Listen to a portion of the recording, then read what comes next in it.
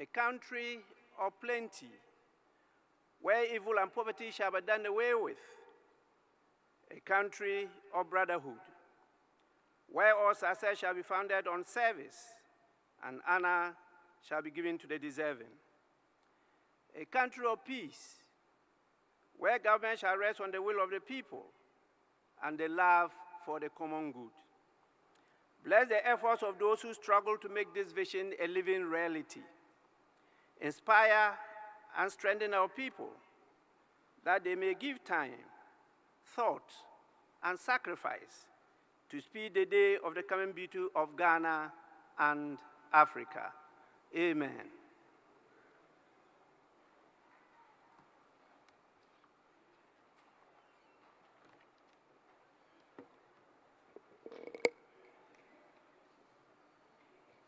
Honorable members, in view of time constraints, we will not take roll call today, but we will have to take and recite the national pledge.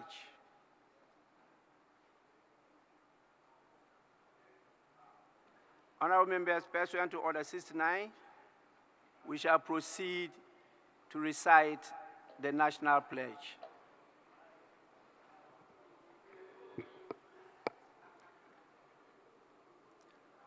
I promise on my honor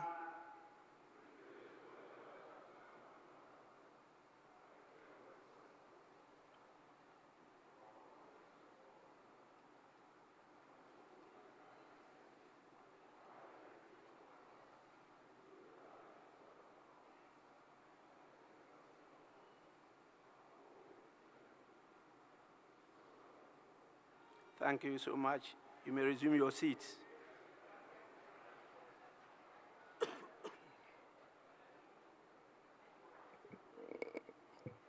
Honorable members,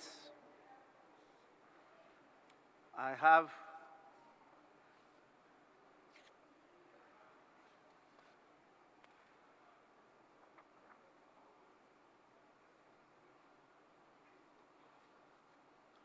have two messages from His Excellency, the President.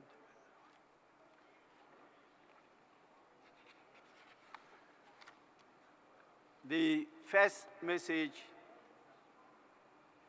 is dated 8th November 2024, and it reads, Mr. Speaker, absence from Ghana.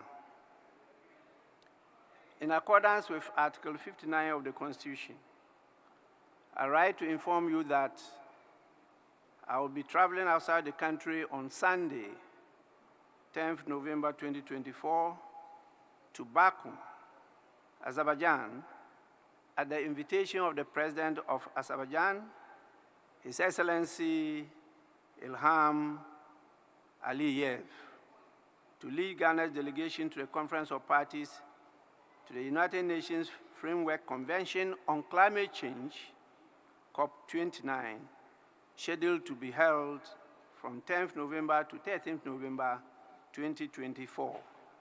Thereafter, I will depart Baku on Wednesday, 13th November 2024, to Paris, France, at the invitation of the President of France, His Excellency Emmanuel Macron, for an official visit on 14th November 2024.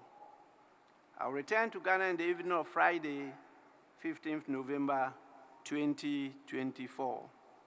During my absence, the Vice President, Alhaji Dr. Mahamudu Bawumia, shall, in accordance with Article 68 of the Constitution, act in my stead. Yours sincerely, Nana Addo Dankwa Akufo-Addo. The second is dated 14th December 2024, and it also reads, Mr. Speaker, absence from Ghana.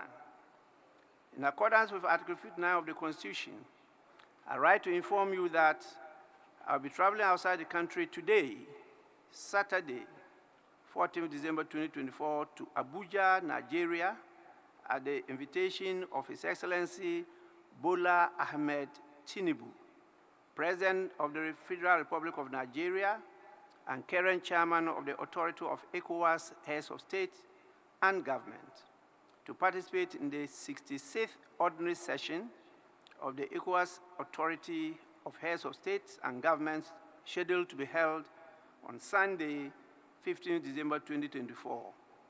I'll return to Ghana in the evening of the same day. During my absence, the Vice President, Alhaji Dr. Mahmoud Bawumia, shall, in accordance with Article 68 of the Constitution, act in my stead. Yours sincerely, Nana Addo Dankwa Akufo-Addo.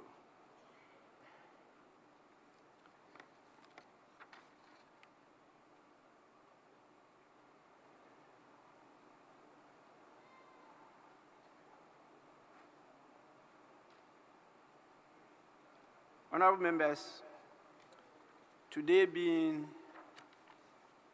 the first day of this meeting, I think it's proper I invite your leaders to at least say a few words of welcome to you before I sum it up, so that you will be properly recognized, received, and we formally commence proceedings. We will start with the minority leader, Honorable Dr. KCL Atuba Forson.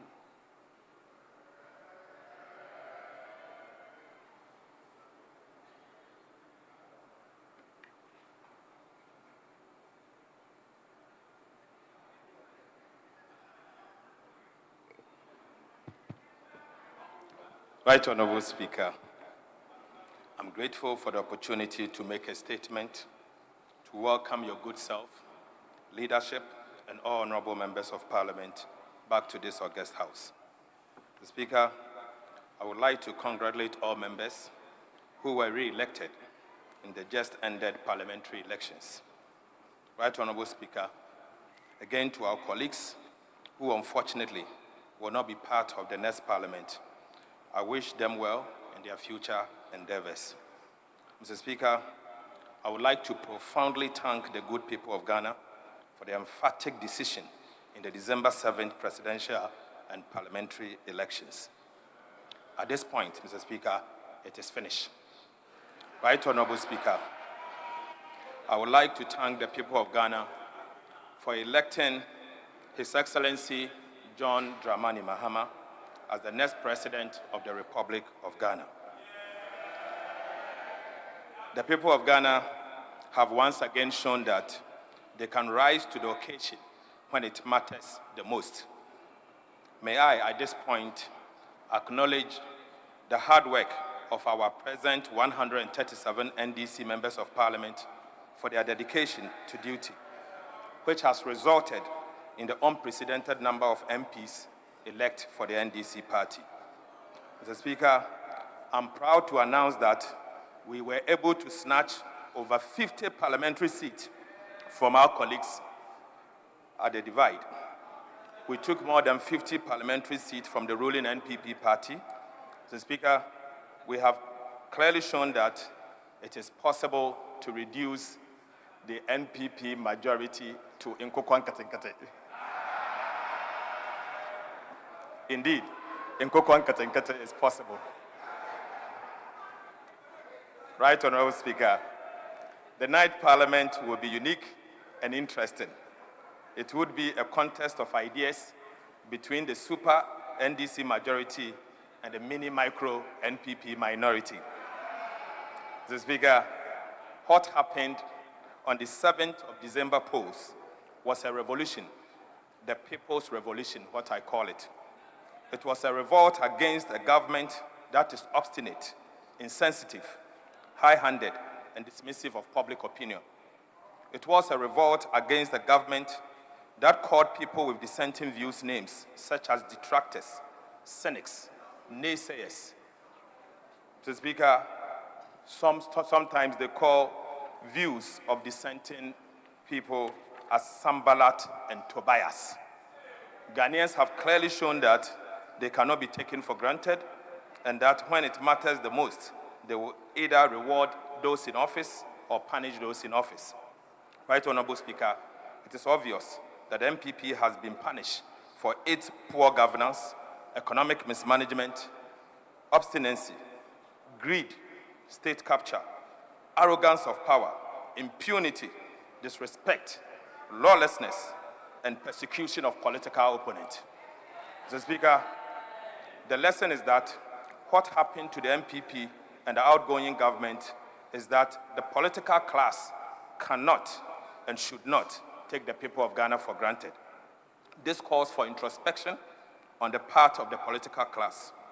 It is also a call for deep soul searching on the part of those in leadership who ought to have been heard when government engages in acts of impunity, lawlessness, and destruction.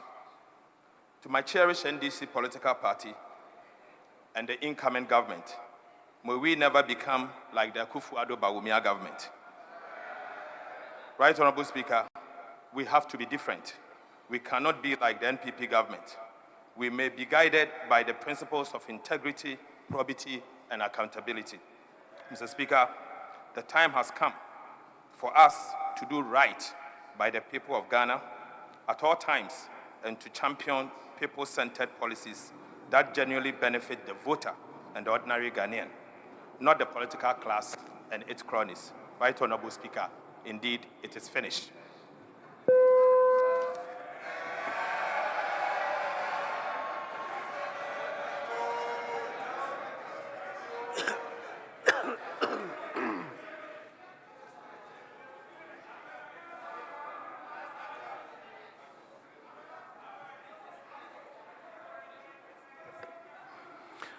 Honorable members, it's now the turn of the Majority Leader,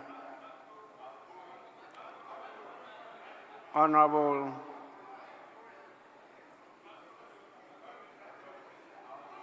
Ebenezer Afenyo-Markin.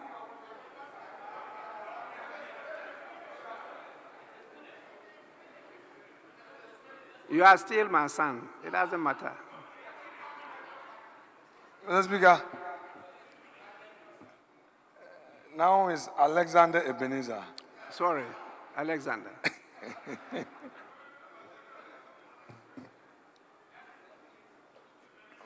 Mr. Speaker, let me take this opportunity to also welcome you into the House and welcome my colleagues, led by Dr. KCL Atufosin, back into this honorable chamber.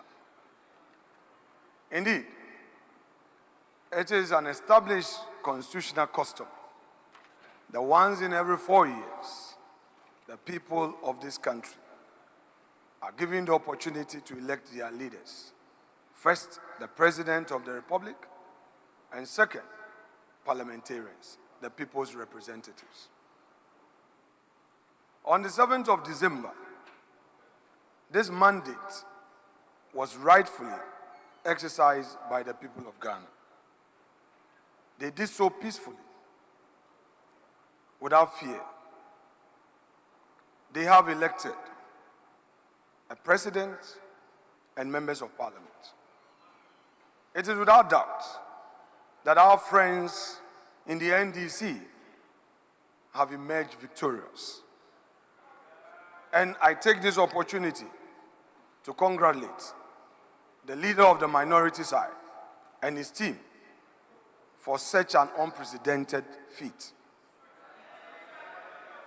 I also congratulate His Excellency President John Dramani Mahama on his election. Mr. Speaker, Dr. Mahamudu Bawumia did something very unprecedented. We've never witnessed it in the history of our politics before. Relying on his own internal collation, at 9 a.m. on Sunday, he publicly acknowledged the outcome of the elections, conceded and congratulated the president-elect, who was yet to be officially declared by the Electoral Commission. Mr. Speaker, such a move by him was very historic and commendable. Today, we are here because of that singular action. Today, we are here because all of us collective acknowledged that all we have is our democracy. Mr. Speaker, permit me to take us through memory lane. Mr. Speaker, in 1997, after the 1996 elections, the NDC received an overwhelming victory, and the MPP had only 61 in this chamber. It was a 200-member chamber. The NDC was only short of one seat to get the 2/3. But I am happy to say that that supposed mini minority, micro minority, as pronounced by Dr. Keselato Forsen, emerged victorious in less than in just 4 years because of hard work. They turned the minority into a majority when it came to the 2000 elections. Mr. Speaker, again, in 2012, the MPP suffered another defeat, and the NDC had a majority. In 2016, another historic feat was achieved by the MPP, where we had overwhelming majority in this chamber of 169 seats. In less than 4 years, we started going back. And by the time the people exercised their mandate again, the 169 had reduced into 137, plus our independent who caucused with us, and we made it to 138. Dr. Forsen, I have heard you. You have overwhelming majority. But that majority will start reducing from the 8th of January. And I know that come 2028, we will be in the majority. Mr. Speaker, already we are experiencing some encircling gloom. This darkness we are seeing, and looking at your posture, we know that you have promised a lean government. You say less than 40 ministers. And you, the MPs, yes. Mr. Speaker, I know they can't take it. Now that we are coming to minority, be prepared. Be prepared. You see you can't take it. You see you can't take it. Mr. Speaker, even if your flag bearer, who is now president-elect, said 60, we are going to see how many of you will make it. We are going to see. You said 60 ministers and deputy ministers, all inclusive 60. Mr. Speaker, we are going to see how you are going to protect the public purse. We hear from Honorable Setekpe that you cannot implement the free SHS. We await the outcome of your policies. Mr. Speaker, we are aware that this incoming government is going to implement this Nkukon Kitinkiti policy. The Nkukon Kitinkiti is a social intervention program. We are going to welcome it. But you say you are going to reduce taxes. You are going to repeal the betting tax, the e-levy. You are going to repeal all these taxes. You are going to reduce the taxes at the port. We wonder where you get the money to implement the Nkukon Kitinkiti. We are waiting. Mr. Speaker, these are on a lighter note. But Mr. Speaker, clearly, this is a time for us to reflect, particularly those of us getting into opposition. Indeed, no party can run a perfect government in this country. When you get into government, whilst you are happy to implement your policies, you are likely to make some mistakes. We concede that some mistakes were made. We concede that we couldn't have done everything perfect. The people have spoken, we've accepted it. But Mr. Speaker, the coming days and years will reveal the true colors of this umbrella. And the elephant will be watching keenly in this chamber. Mr. Speaker, this House looks forward to a leadership that will keep us going and keep the lights on in this chamber. Mr. Speaker, let me commend you for the 4 years of your leadership in this House. Mr. Speaker, we may have our disagreements, but it is obvious that members' warfare have been key to your leadership. Nobody can take it away from you. Mr. Speaker, the institutional empowerment you've given to Parliament is equal to none. It's largely because, Mr. Speaker, we had you as a speaker coming from within. Mr. Speaker, I don't know whether you are being retained or a new person is going to be appointed, but I pray that if they decide, Mr. Speaker, if they sack you, Mr. Speaker, of all that you've done for them, they are going to sack you. Of all that Mr. Speaker has done for you, you are going to sack Mr. Speaker. We will see. Mr. Speaker, if they decide to retain you, I know Parliament is going to benefit. But should they decide to retire you, Mr. Speaker, they can do it. Oh, they can do it. They are unpredictable. They can do it. If they decide to retain you, the happiness of this House will gather further momentum. However, if the new government decides to bring a new speaker, that speaker should come from within. We don't want an outsider. We want somebody from within who would understand us.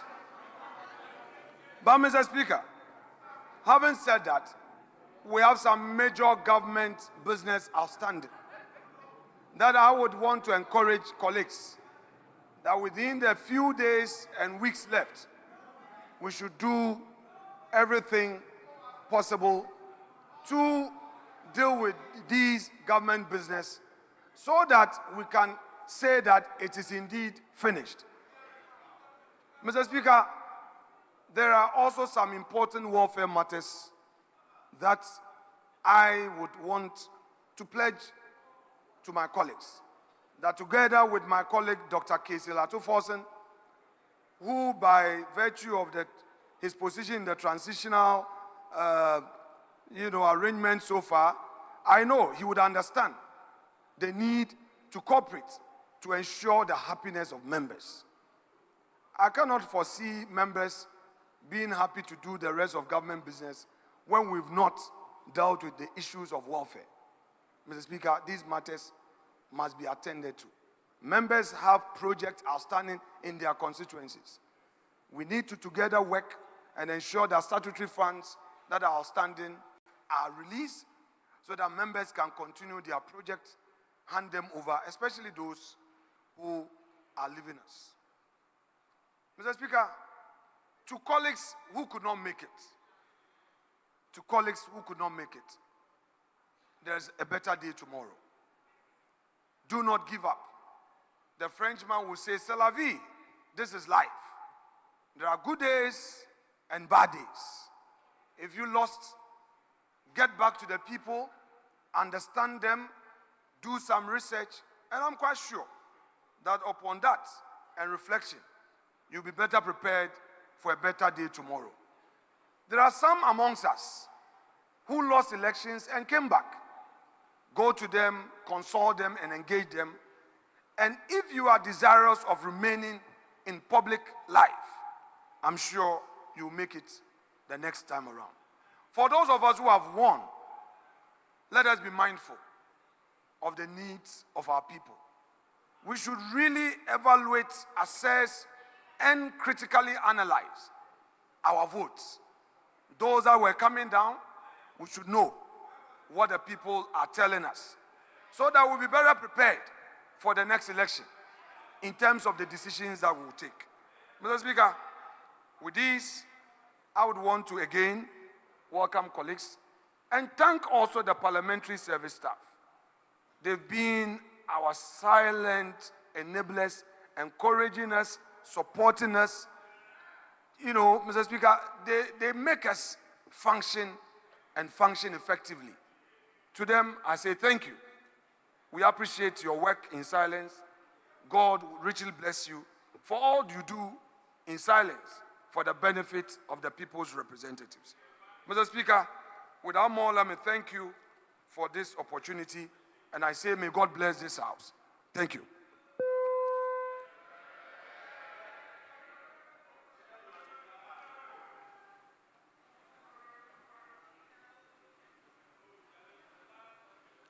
Honorable members, it is with a deep sense of duty and gratitude that I warmly welcome you to the grand arena of the Accra International Conference Center to commence the sittings of the 7th meeting of the 4th session of the 8th Parliament of the 4th Republic of Ghana. Considering how stressful the election season has been, many of you would have loved to spend some time with your friends and families and to recuperate and de-stress. Unfortunately, you did not get that luxury. I am glad it has not been lost on you that this House stands at a critical juncture in our nation's parliamentary history. And so you have responded to the notice of summons to attend this national call beyond the expectations of our people. I appreciate all of you for the acceptance of my call to reconvene Parliament today. I want to take advantage of this opportunity to congratulate the people of Ghana, particularly the voters, for the exceptional display of maturity in the exercise of the right of choice as to who should lead our nation in the next government. The peaceful manner in which Ghanaians participated in this pivotal process is a clear affirmation of our collective resolve to uphold, protect, and entrench democratic culture in the governance of our country. We have learned some lessons in the aftermath of voting, and I'm hopeful steps will be taken to remedy the defects in the electoral system and the process, particularly of collation. Despite these drawbacks, the spirit of cooperation and respect exhibited by a majority of the voters and political leaders reflect the resilience and maturity of our democracy.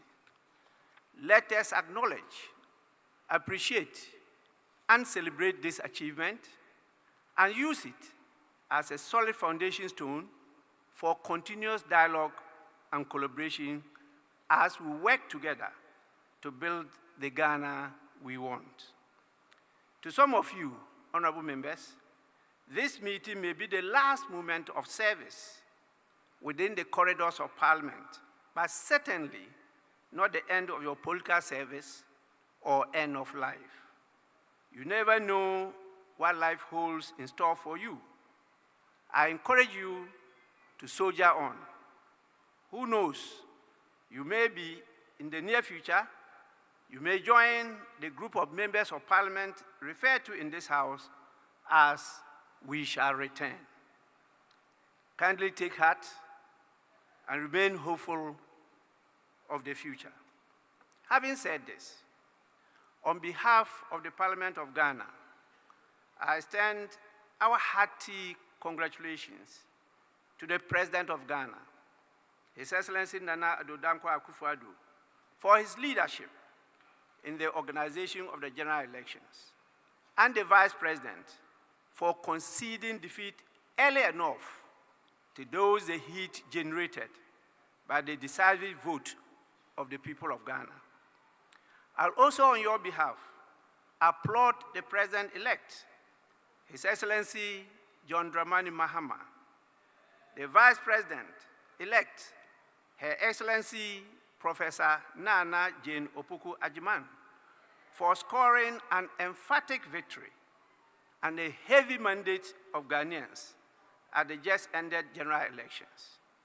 I need not remind anyone of the saying, "To whom much is given, much is expected."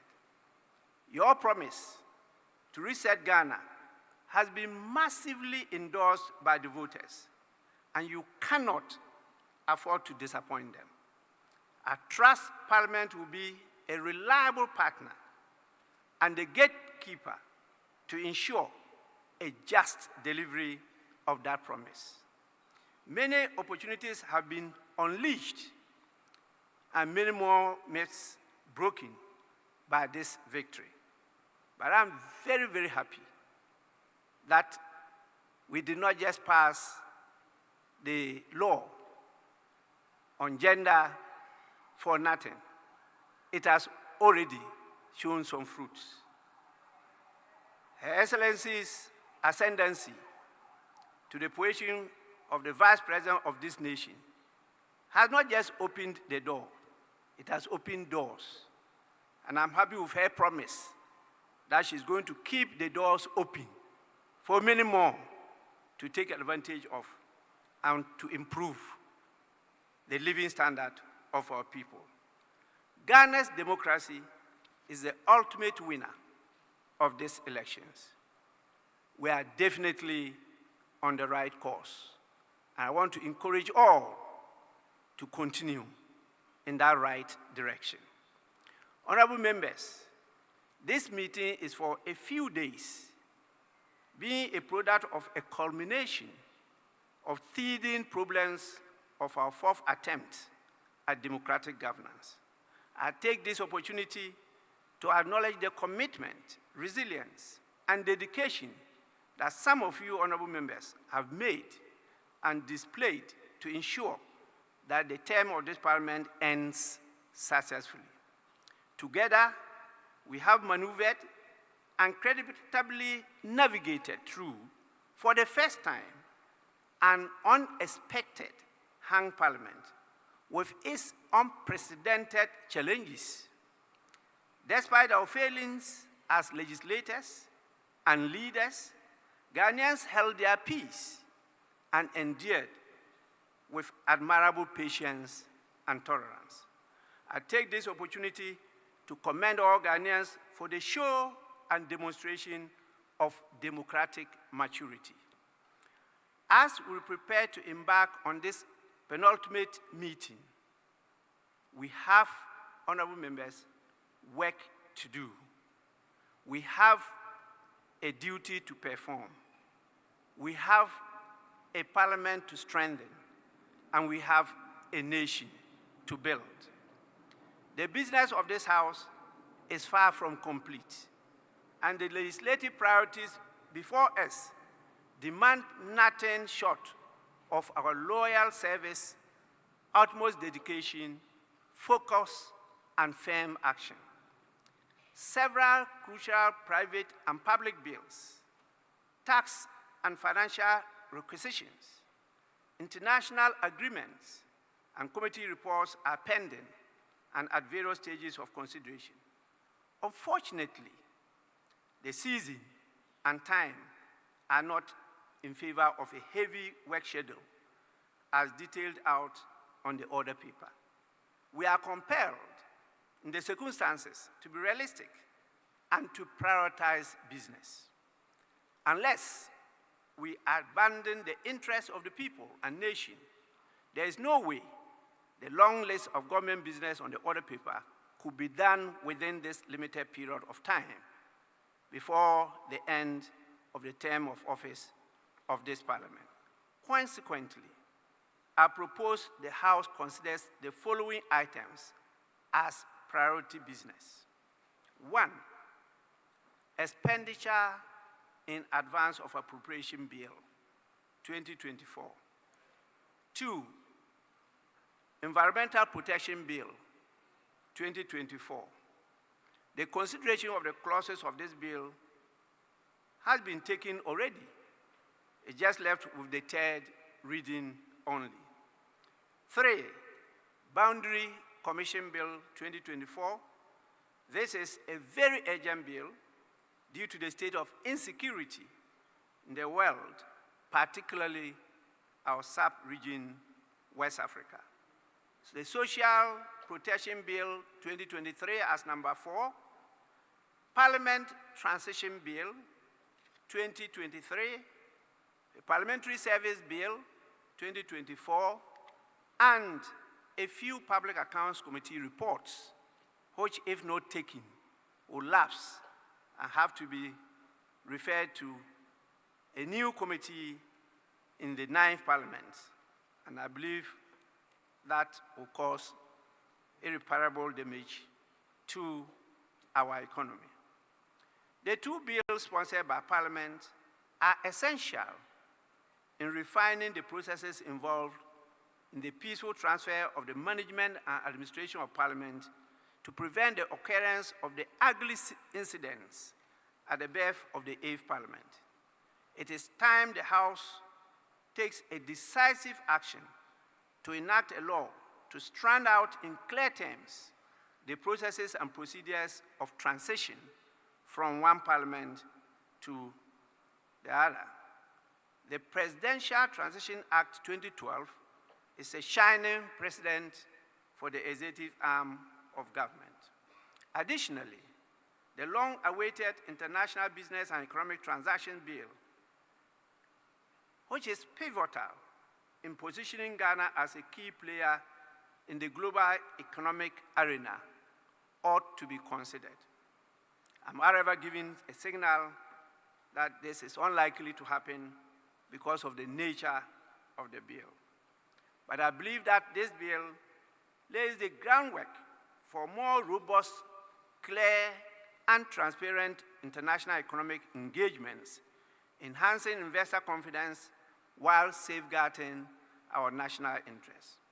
I urge the Business Committee and leadership of the House to sequence the programming of these essential legislative items. Honorable members, let us end this Parliament on a good note. It is essential as leaders for us to act to preserve the gains of our democracy. In summary, I emphasize our sacred mandate to serve the people of Ghana. This sacred mandate remains active until the end of this parliamentary term, and nobody should forget of that. Once more, you are all warmly welcome, and I thank you for your attention. Honorable members, we will now move to the next item, definitely our usual item of correction of votes and proceedings and official reports. I have 2 additions. The first, dated Tuesday, 22nd October 2024. I hope members have copies of that. And so we start with the Tuesday, 22nd October 2024, page 1.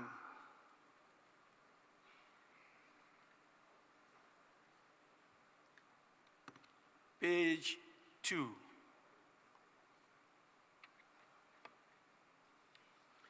Page 3.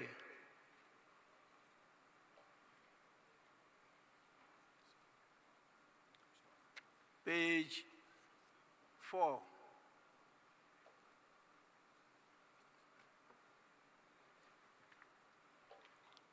Page 5. Sorry, page 4. Honorable Member for West Central. Thank you. Mr. Speaker. Mr. Speaker, I just want to draw attention to the fact that you adjourned out because there was no quorum.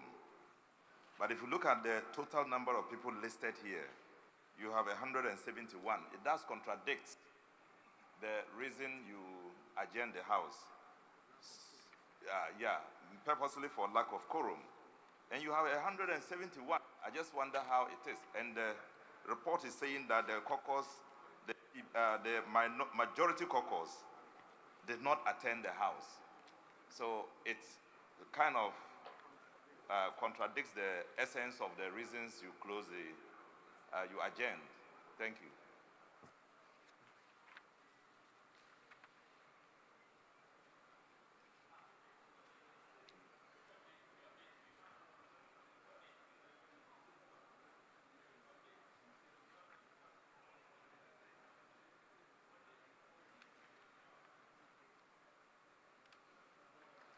Yes, Honorable Member. Right, Honourable Speaker, I'm grateful for the opportunity. I'm just wondering if we have been given different votes and proceedings for 22nd October 2024. Because, right, Honourable Speaker, what I have has 120 members, not 170 as Honourable Pelpo has. So that's Tuesday, 22nd October 2024. I have 120 members present, 7 members absent with permission, and then, Mr. Speaker, 148 members absent without permission. That's what I have. So I don't know if we have been issued with different votes and proceedings for Tuesday, 22nd October 2024.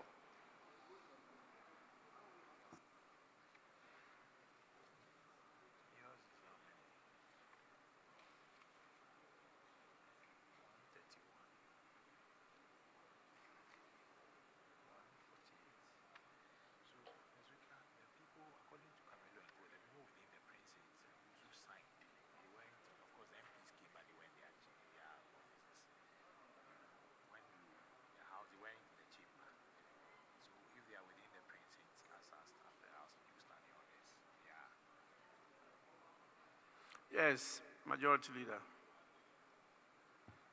Mr. Speaker, I'm just adding my voice to what former Deputy Leader said, Honorable Rashid Pelpo, in respect of their votes. Mr. Speaker, even if it was 120, as per the records, the 120 present was sufficient number for the House to sit and deliberate on matters. So I just wanted to add my voice to what he said, without more. Thank you, sir.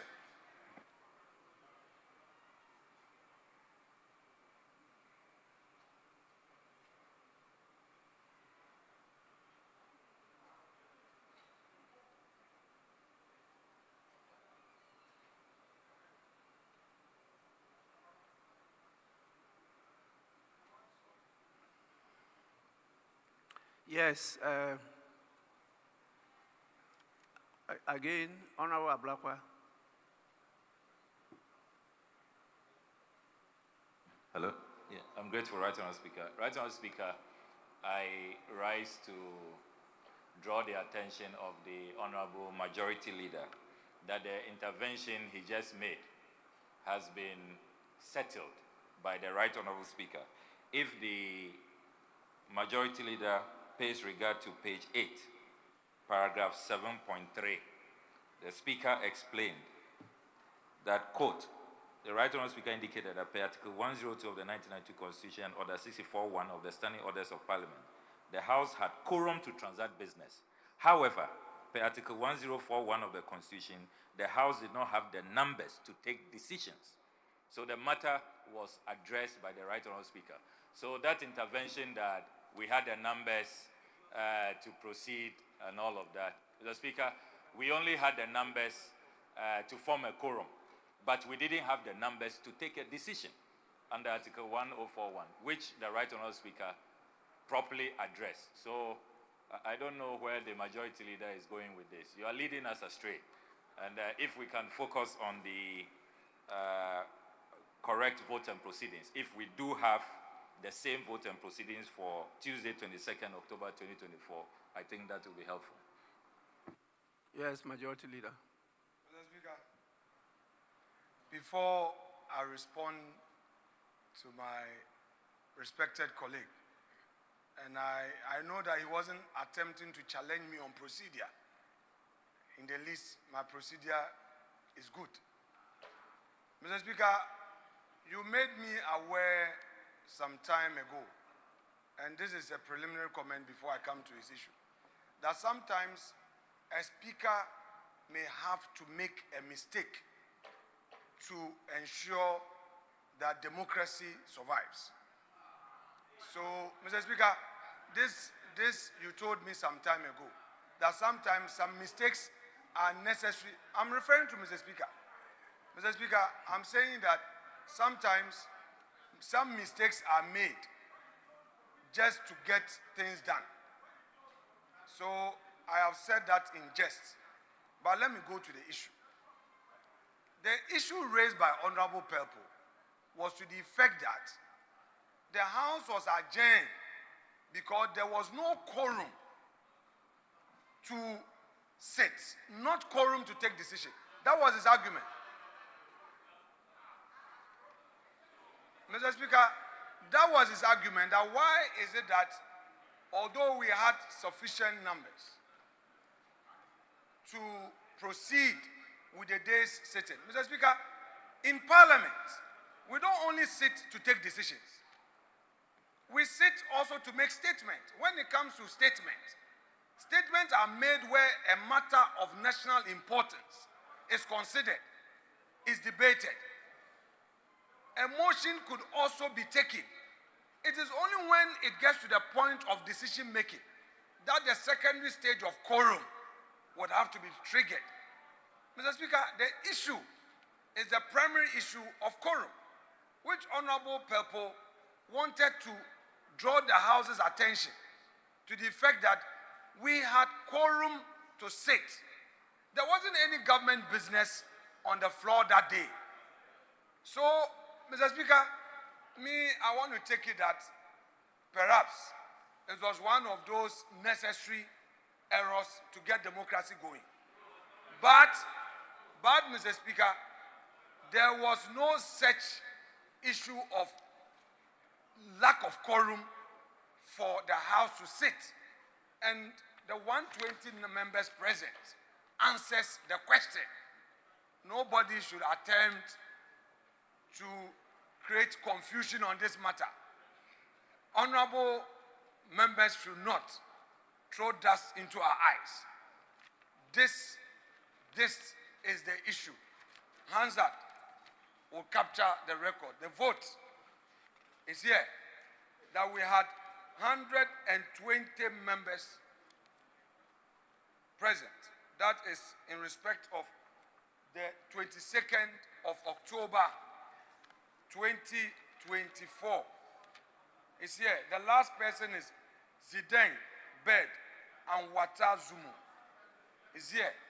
Mr. Speaker, so the House was properly constituted to proceed with deliberations, and to undertake other legislative work. Thank you, Mr. Speaker.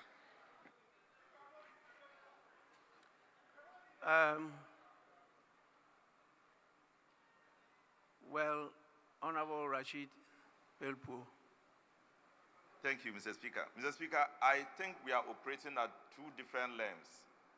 I made a mistake and made reference to the Thursday sitting, which had 171 members. And so he is talking about the Tuesday meeting. So he may be arguing on the right path or otherwise, but that's not exactly what I meant.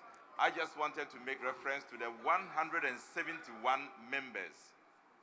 And I thought that the 171 members were not present in the House and couldn't have been captured in the vote and proceedings. Thank you, Mr. Speaker. Yes. Honorable members. Yes, please. Honorable Blackwell, yes. I'm grateful, Mr. Speaker. Mr. Speaker, the majority leader is raising a matter that, Mr. Speaker, we have to pay attention to. This being a House of Record, and these are matters that went all the way to the Supreme Court. They are constitutional issues, and we should not gloss over them. The fact of the matter is that when we convened here on the 22nd of October, our colleagues on the other side did not attend proceedings. They were not in this House. They boycotted the sitting. And so we did not have a decision-making quorum. And that is the basis upon which the Speaker ruled, which is clearly stated in the votes and proceedings. So for the majority leader to be using the back door, albeit surreptitiously, to say that there was a mistake by the Speaker, there was no mistake. There was no mistake. The fact of the matter is that we did not have a decision-making quorum. And the Speaker stated emphatically that there were decisions that we had to take. We didn't meet that day to read statements and to exchange pleasantries and to file questions and all of that. There was a motion, there was the need to take a decision, and we didn't have a quorum to take that decision. We didn't have the minimum 138 to take a decision. We didn't have that. So Mr. Speaker ruled clearly. And Mr. Speaker, in case the majority leader wants us to refer him again to page 8, the Speaker's ruling is there clearly that the House, per Article 1041 of the Constitution, did not have the numbers to take a decision because there was, according to the Speaker, a matter that required a decision to be taken. And we did not have the numbers to take a decision. So if you read it, it's stated there clearly. Just read the ruling fully. And you will see that the Speaker was very, very clear that we were meeting to take decisions. And we did not have a quorum to take a decision. So Majority Leader, this is your attempt to use the back door to rewrite what had happened and to even suggest that the Speaker made a mistake. And you know our standing orders. If the Speaker made a mistake, have you come by motion to challenge the ruling of the Speaker? The Speaker's ruling has not been challenged. And that is the ruling of this House. That's what that's what the records reflect. So Mr. Speaker, I think that we have to really make progress. The Speaker has not made a mistake. What transpired here is clear. You called for an emergency sitting. You ran away. You didn't show up. We were here. You were nowhere to be found. I actually thought you use this opportunity to apologize to Mr. Speaker and all of us who had to leave our campaigns and come to this house, and indeed the entire Ghanaian populace. So, Honorable Afenyo Maki, you should be apologizing to us, to Mr. Speaker and Ghanaians, not trying to distort what happened in this house, which has been accurately reflected per our records. Yes, Honorable Matthew Opoku Prempe. Thank you, Mr. Speaker. Mr. Speaker, you just called for correction of votes and proceedings. It is entirely in the bosom of the House that if a mistake has been done, we correct it now. That contorted argument that no decision was being made, so calling that order to enforce is wrong. He himself, in speaking, he said that there was no decision on the order paper to be made. So maybe we should take advantage that the item on the table now, on the floor now, is correction of votes and proceedings. So, Mr. Speaker, if something has been stated wrongly, this is the time to correct it so that we can move on.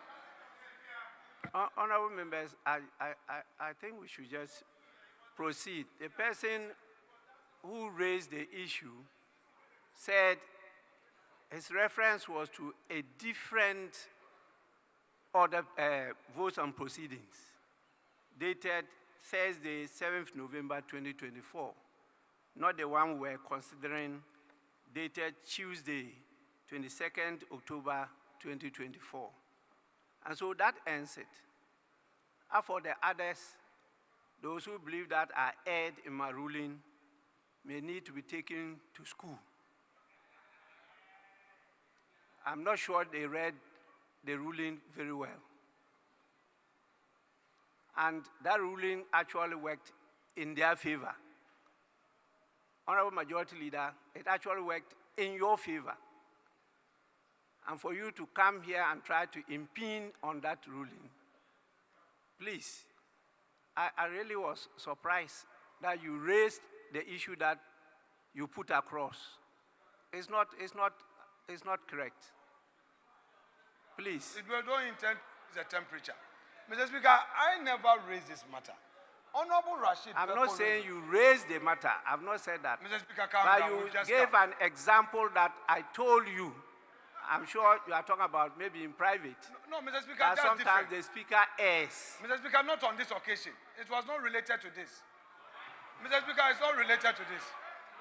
Mr. Speaker, today is the first day. Don't mind them. They are provoking you. Don't mind them. It is not like, Mr. Speaker, don't mind them. Don't be provoked. Mr. Speaker, be a very happy man. I beg you. I don't want them Don't worry, I will never be provoked. Mr. Speaker, that's But okay. the public, they are listening to us. Mr. Speaker, I didn't relate it. You know, I beg you. And the public will be misled. I gave about 3 reasons. And I'm sure you didn't avert your mind to the 3rd reason. For the reason why I adjourned, actually not suspend, I adjourned the meeting indefinitely. And I listened to some of you debate this matter on air. And I thought you should have been commending me for adjourning it, but you were rather condemning me for doing so. It saddened me, but I understand the arena we are in. And so I've taken it cool in my stride. As we go along, we'll have to deepen the orientation and training of members of parliament so that we don't get the public being confused by you who are seen as leaders, you who are seen who should know better, rather misleading them. So let's go back to the correction of votes and proceedings on the votes and proceedings of Tuesday, 22nd October 2024. We're at page 4. And those present, as you can see, are 120. Those absent with permission were only 7. Then the rest are absent without permission. So please, page 4. Yes. No. Page 4, item 13, I was present, but be marked as absent. Table office, kindly take note. Yes. Honorable member.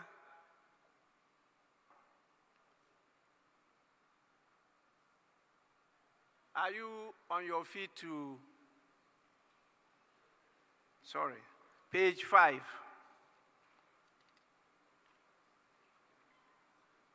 Page 6.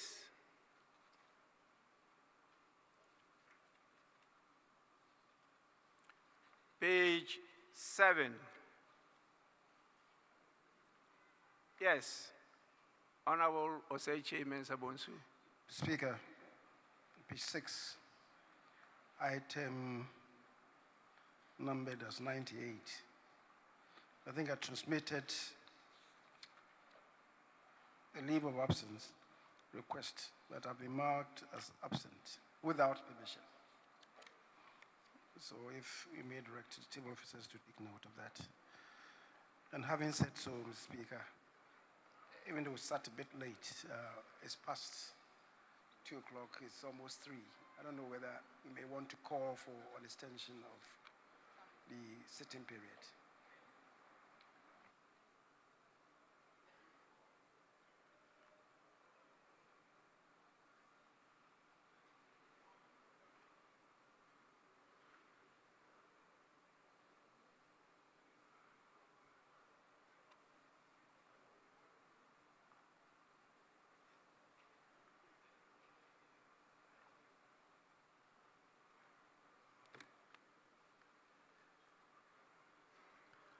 Yes, I may need to look at our new standing orders. A few things have been changed in the new standing orders.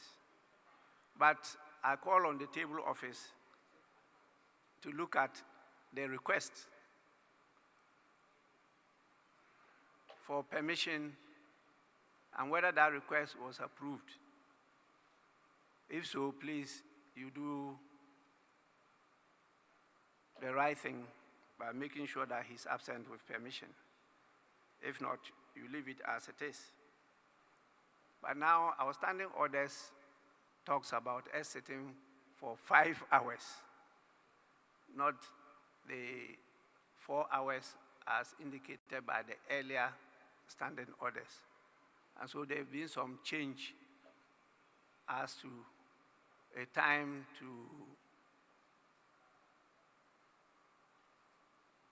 announce or give notice to the House of an extension of sitting. So we may have to look at it again. Page 7. Yes, please. You're right, Honorable Speaker. I was marked absent without permission, but I was present. Thank you. What's your number? Number is 138.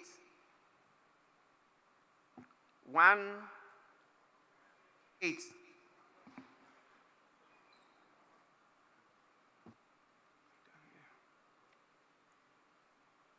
$138.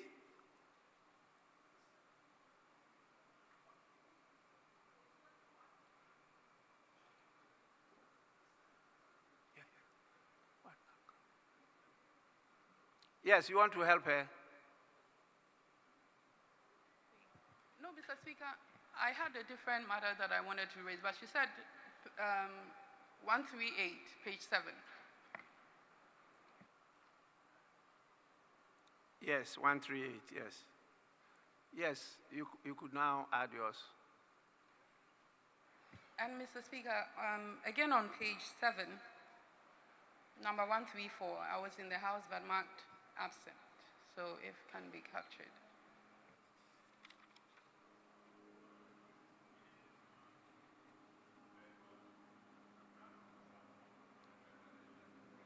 Are you sure that day you were in the house? Mr. Speaker, yes. And I even granted an interview on that day. I came in and my members had done the press conference and left. But at least I was in the chamber, and it should reflect as such. If we are here independently representing our people, on that day, I was here, and I granted an interview after that. Yes, table office, kindly take note of that. Page 8. Yes, sorry, page 7. 7. Mr. Speaker, number 115. I was present that day, but not absent. Thank you. Number 115, kindly take note. Yes. Speaker, thank you. Page 6, number 69. I was present in the chamber. Thank you.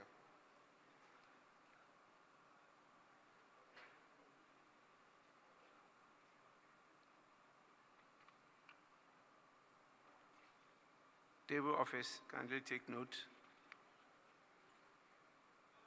Any more? Okay, we'll move to page 8. Page 9, page 8. Yes, please. I'm grateful, Mr. Speaker. Mr. Speaker, at page 8, the tradition of this House, when there has been a boycott by one side, is that the vote and proceedings capture that. But you go through the entire vote and proceedings, and Mr. Speaker, that is not reflected. Mr. Speaker, for example, if you take the Thursday, 7 November one, that is captured. That boycott or lack of attendance is stated. But in the case of the 22nd October 2024, no show by our colleagues on the other side is not captured. You only get a slight sense of that when you look at the Speaker's ruling, where the Speaker says that the House did not have the numbers to take decisions. But why didn't we have the numbers? That must be stated, because our colleagues were not in the House that day. And that has been the tradition. It is always stated in the vote and proceedings. So, Mr. Speaker, if the table office can reflect that development, because it is missing. Yes, Honorable, is that Chairman of Constitutional, Legal and Parliamentary? Yes, sir. Yes, please. Thank you, Mr. Speaker. Mr. Speaker, in response to my colleague's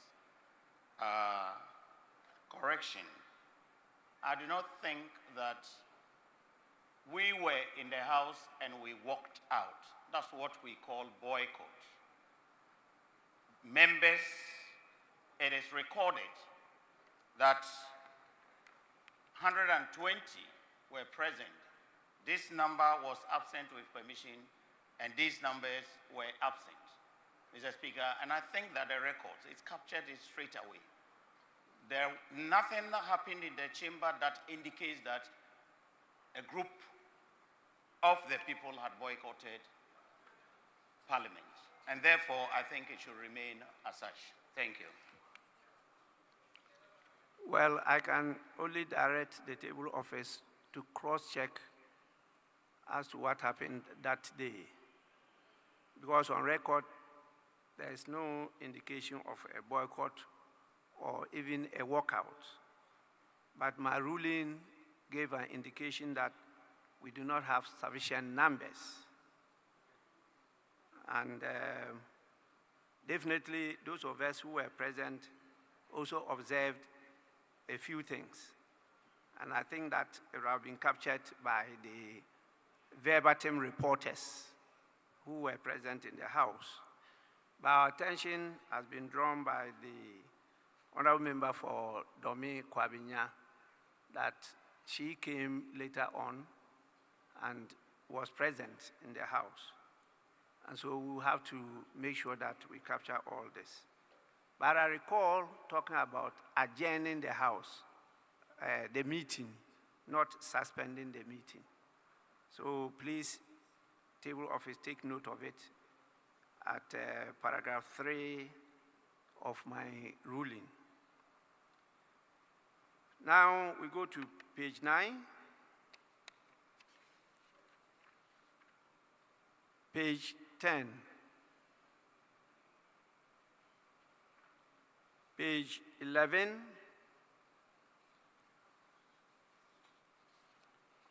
Page 12. Page 13.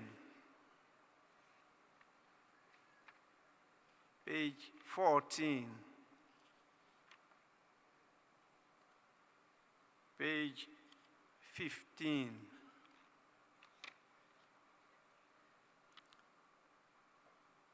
Page 16.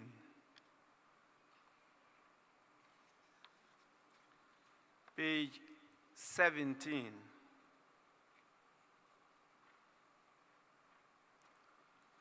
Honorable members, in the absence of any further corrections, the votes and proceedings of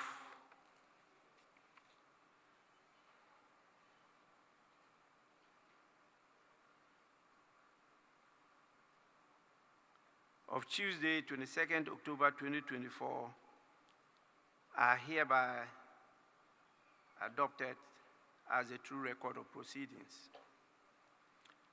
We now take Thursday, 7th November 2024, page 1, page 2, page 3, page 4, page 5, page 6, page 7,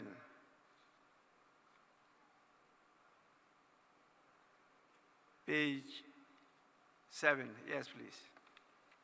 I'm grateful, Right Honourable Speaker. Right Honourable Speaker, page 7, item number 4, your formal communication to the House, second paragraph. The two requests, the dates provided are incomplete. We only have 22nd October and 24th October, but the year is missing. So if they can add a year, this being a House of Records, I presume it's 22nd October 2024 and 24th October 2024. I'm grateful, Mr. Speaker. Table office kindly do so. Page 8. Honorable members, the votes and proceedings of the emergency sitting dated Thursday, 7th November 2024, as corrected, are adopted as a true record of proceedings. We now move to the official reports, and I have 4 copies of different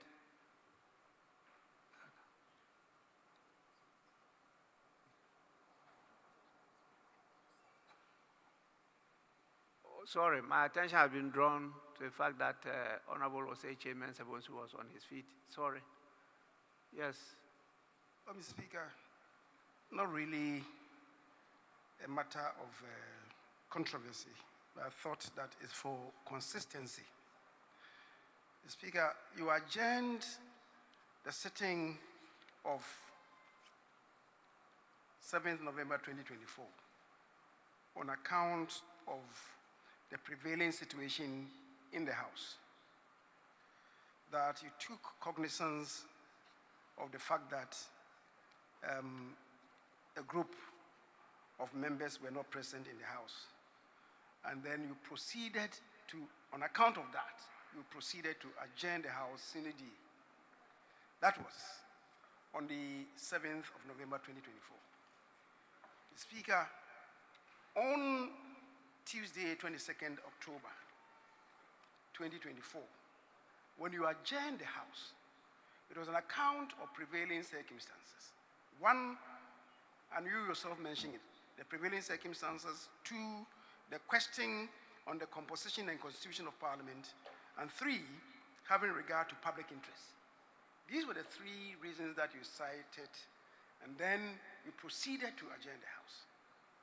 Mr. Speaker, I'm just juxtaposing the 2 circumstances. Same thing. And in that regard, what you did will not qualify for a ruling, because I've heard people refer to the fact that you made a ruling. A ruling on what? A ruling is only made when there's a matter in contention, and then you come in to give your interpretation and how the House should proceed. So what you did, captured on page 8 of the votes and proceedings of Tuesday, 22nd October 2024, which has been described as your ruling, with the greatest respect. The adjournment was an account of the prevailing circumstances, and you related to it. And as far as I'm concerned, that will not qualify for a ruling of the House. Mr. Speaker, thank you.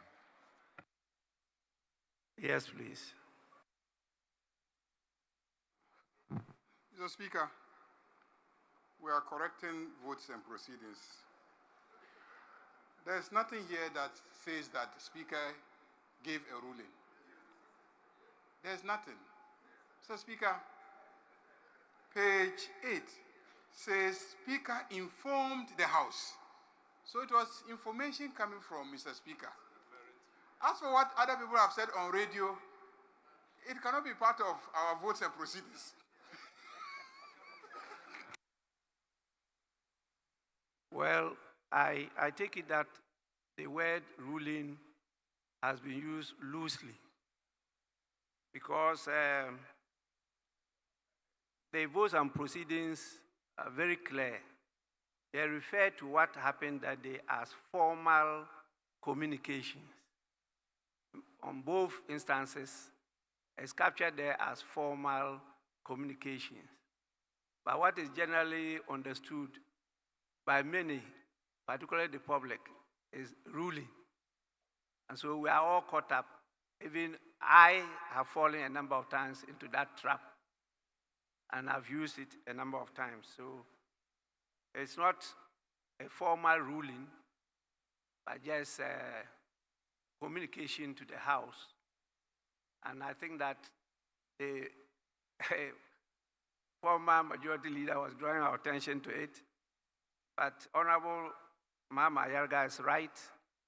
We are correcting the votes and proceedings of the House, and there's nothing referred there to ruling. It's just information to members.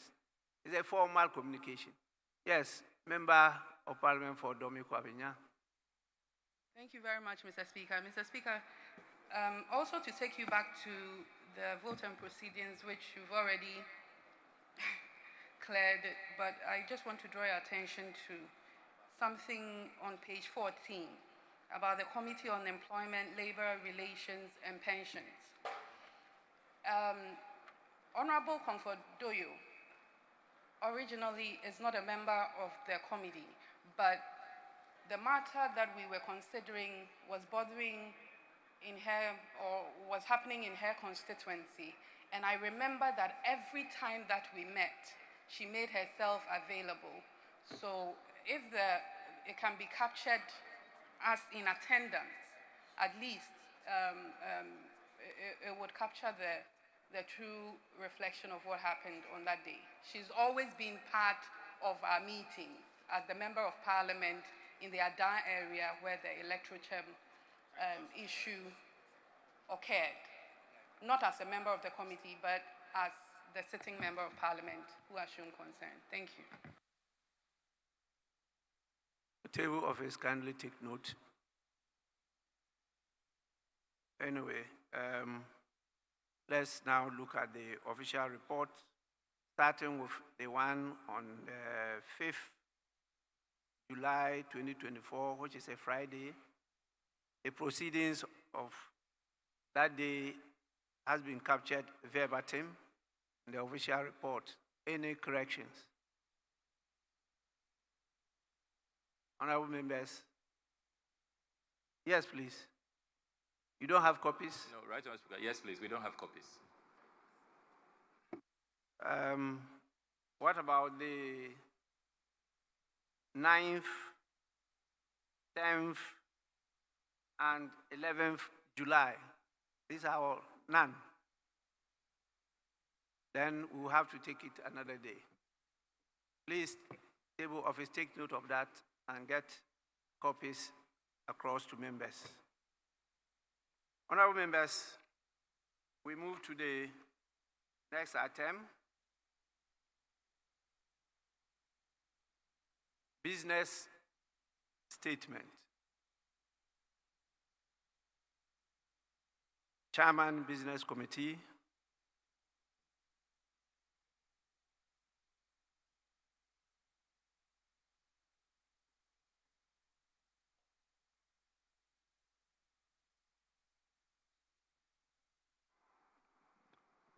Right, Honorable Speaker, with respect, I shall proceed with a business statement for the week ending 20th of December 2024. Mr. Speaker, the Business Committee met and agreed on the business for the week. Same has been captured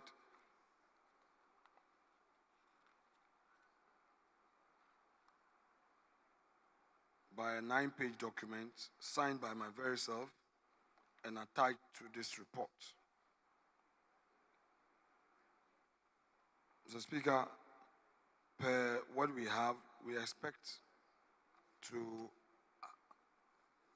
not only end on Friday, but Mr. Speaker, if you would permit, we may have to add Saturday to the sitting so that we could adjourn for the Christmas and then come back. Mr. Speaker, all these that have been proposed are conditioned on resolving some critical outstanding matters, particularly statutory payments and other matters that members expect action on. I expect the whips to take this matter up, the majority and the minority whips to take the outstanding statutory payment matters up so that it will pave the way for us to have a smooth deliberation for the week. The Speaker, the report has been circulated to all members, and I shall proceed to resume my seat and let's invite comment from members so that we bring a finality to the program for the week. Thank you very much, Mr. Speaker.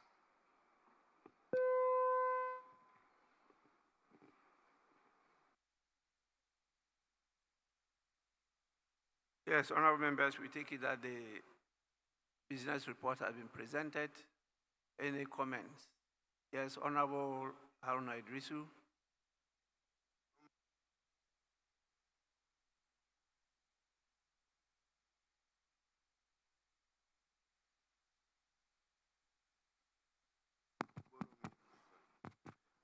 Speaker, thank you very much for the opportunity to make a comment on the business statement presented by the leader of government business. And Mr. Speaker, one thought that the leader would take a cue from your guidance.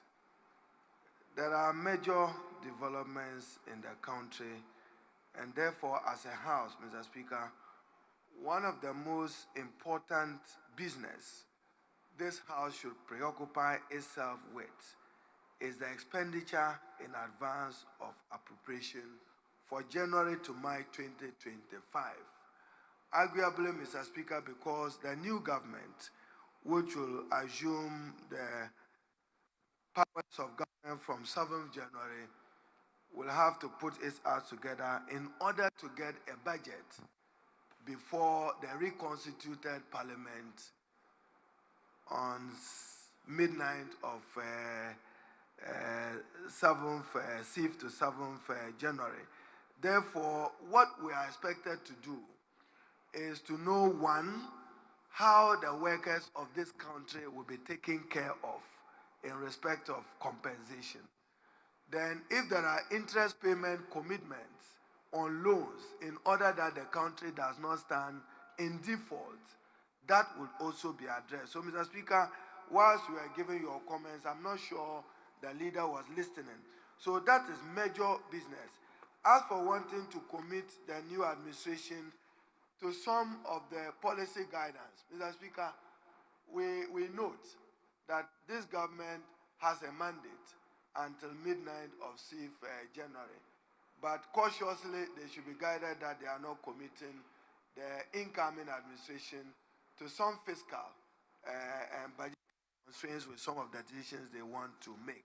So he should, as you guided, Mr. Speaker, some of it that he wants to, some of the business he wants to take, even though he says that he wants understanding and consensus, he should be guided and prioritize government business.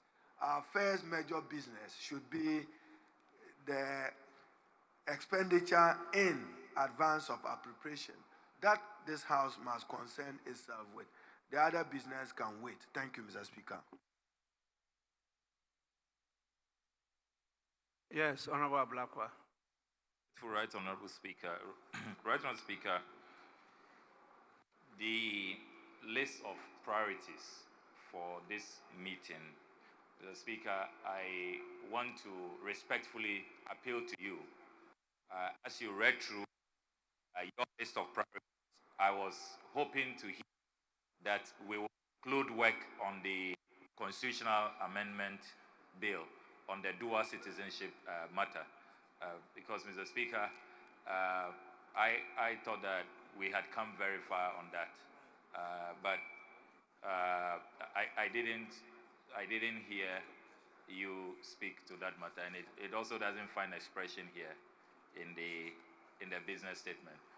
So, Mr. Speaker, if you can probably avert your mind to that. Then, Mr. Speaker, the second issue that I want to raise relates to the tall list of tax waivers that the majority leader continues to present to this House in business statements. Mr. Speaker, we have stated our position on this matter. And considering the fact that all of these matters have been voted against and rejected by the Ghanaian people, why is the majority leader still putting it in the business statement and wanting to get us to work on these matters, which are so unpopular? A tall list, over 40 tax waivers, Mr. Speaker, and this will have serious fiscal implications for the next government. I mean, why do you want to saddle the next government with these huge revenue losses when you have been roundly rejected at the polls? And this is a government talking about coming to cut down obnoxious and nuisance taxes. And then you are creating more fiscal liabilities for us. So, Mr. Speaker, we want to serve notice that these tax waivers, we are not going to support them. So, please listen to the Right Honourable Speaker's list of priorities, particularly the budget for the first 3 months of next year. As for tax waivers, we cannot support you. Honourable Afenyo-Markin, we cannot support you. So you need to really get this out of the business statement. I'm grateful, Mr. Speaker.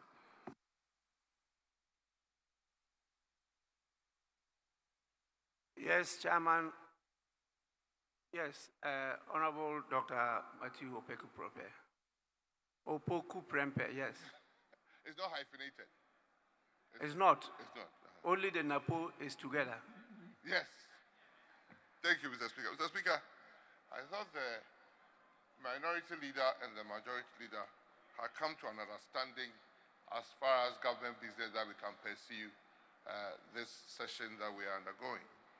Just to get up and say that Ghanaians have totally rejected MPP and all his bills and all his encumbrances is a very, very unfair statement, Mr. Speaker.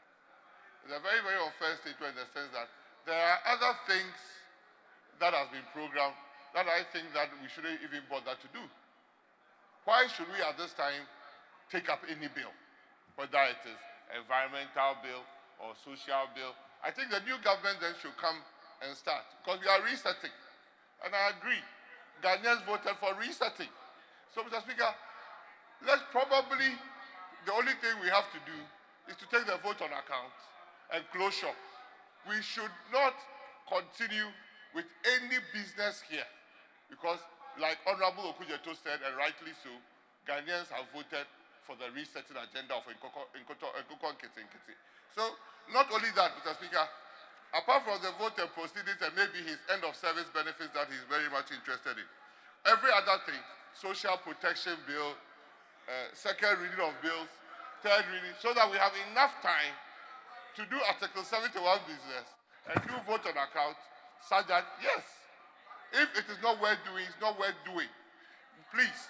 So we have agreed on resetting. Let's close shop on everything. Do those that are interested in that will further his own personal interest, and close shop. Thank you. Honorable members, we don't need to debate this matter. I've guided the House because I know what happened at the end of 2000, and I know what happened at the end of 2008. I know what happened at the end of 2016. I know the statements that incoming governments made and the outgoing governments. And we are following those good practices.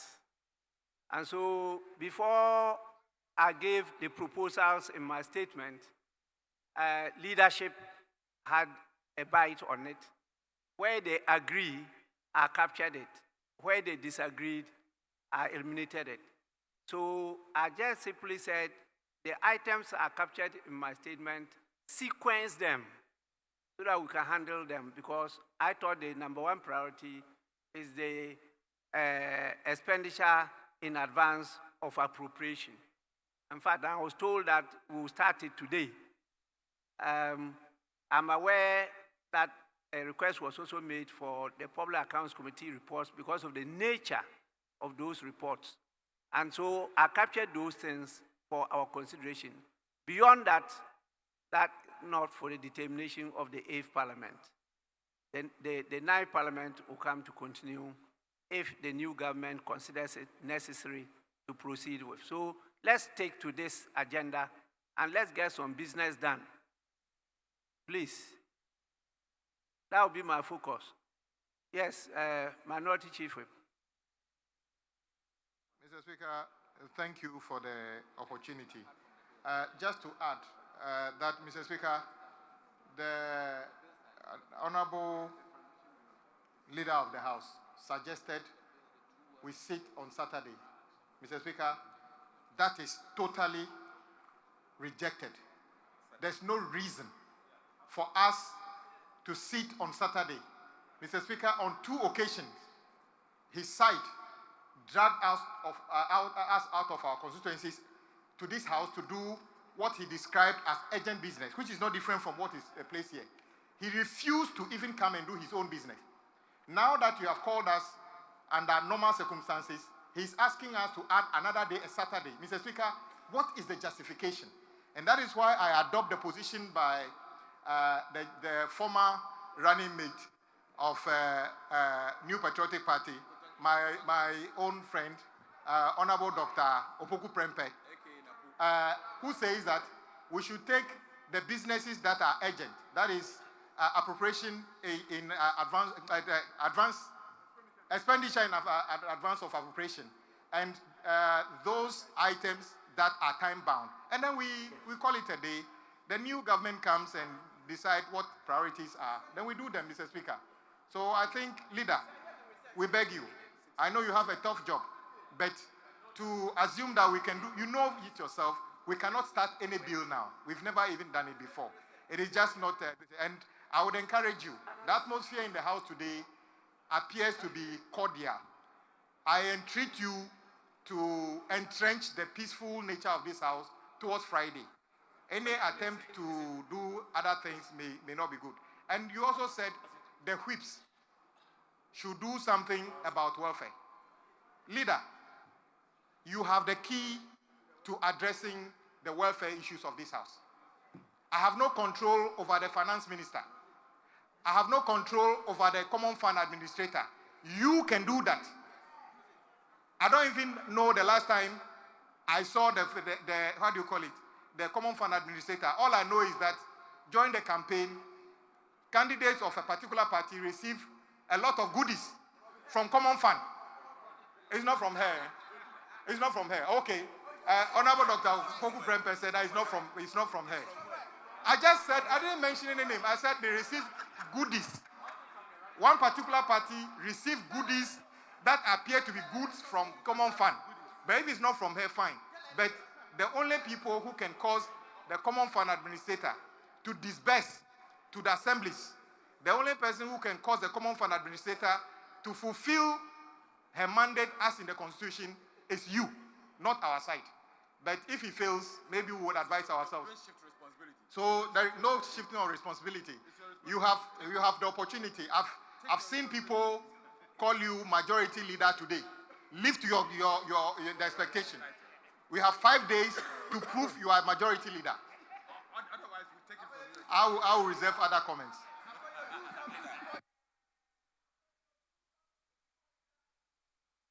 Honorable members, we are on the business statement. Yes, Chairman, Business Committee, and Majority Leader.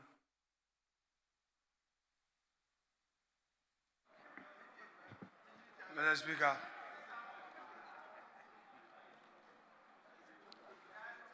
these items that have been listed on the business statement have not suddenly arisen.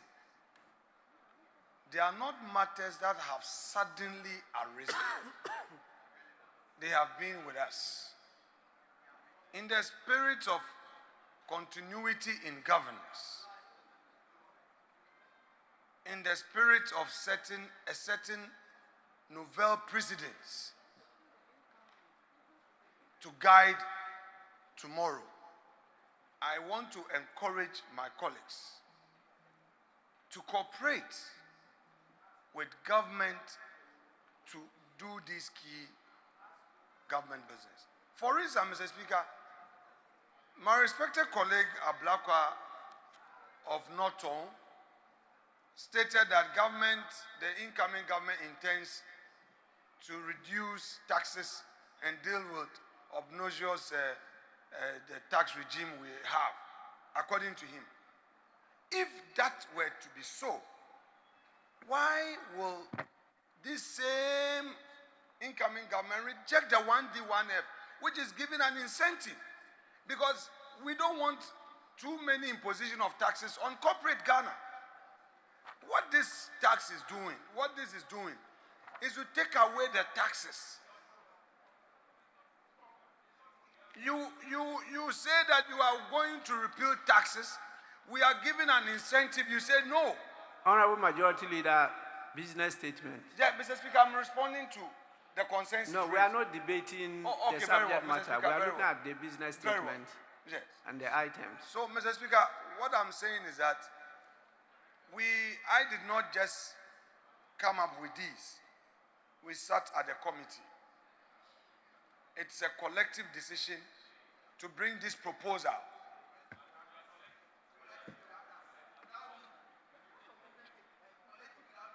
Mr. Speaker, they should know that they are coming into government too. This opposition posture, you better change. I mean, you are no more in opposition. You better stop that, your behavior. You should change your behavior. We should see signs of your readiness to govern and stop this violence, chaotic, bugaga thing. Stop. You are now... Honorable members, please. We are not just in a conversation. We are in a parliament and we have rules. These items found space on the order paper because they are pending business. And so if you look at the standing orders, you have to keep on capturing them on the standing orders because they are business before the House. They were earlier on admitted by the Speaker. They were presented to the House. They are before us and they are not completed. So they will always find space on the standard, in the order paper. But I have stated clearly that in view of the limitation of time and the season, we will not do justice to this business if we decide to take them now. As a result of that, we should take just a few key items that can keep the wheel of governance going and the public interest attended to. And that is why I mentioned those items, particularly as they've been agreed to by both sides of the House. And so let's take to that. Let's take to that. The others, there will be no time to consider them if we really want to do good business for the people of Ghana. Please, let's move on. There are other things that I want to inform you. But yes, Minority Leader.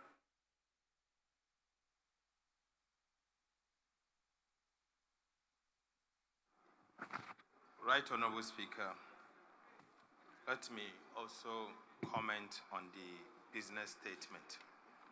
The Speaker, this morning I made it clear to my colleague, the Honorable Afenyo Markin, that it would be wrong for an outgoing government to commit an incoming government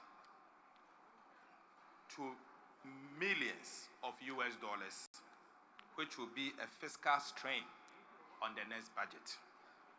The Speaker, I said this on the backdrop that before us, they are proposing to buy ships worth 140 million euros at this time.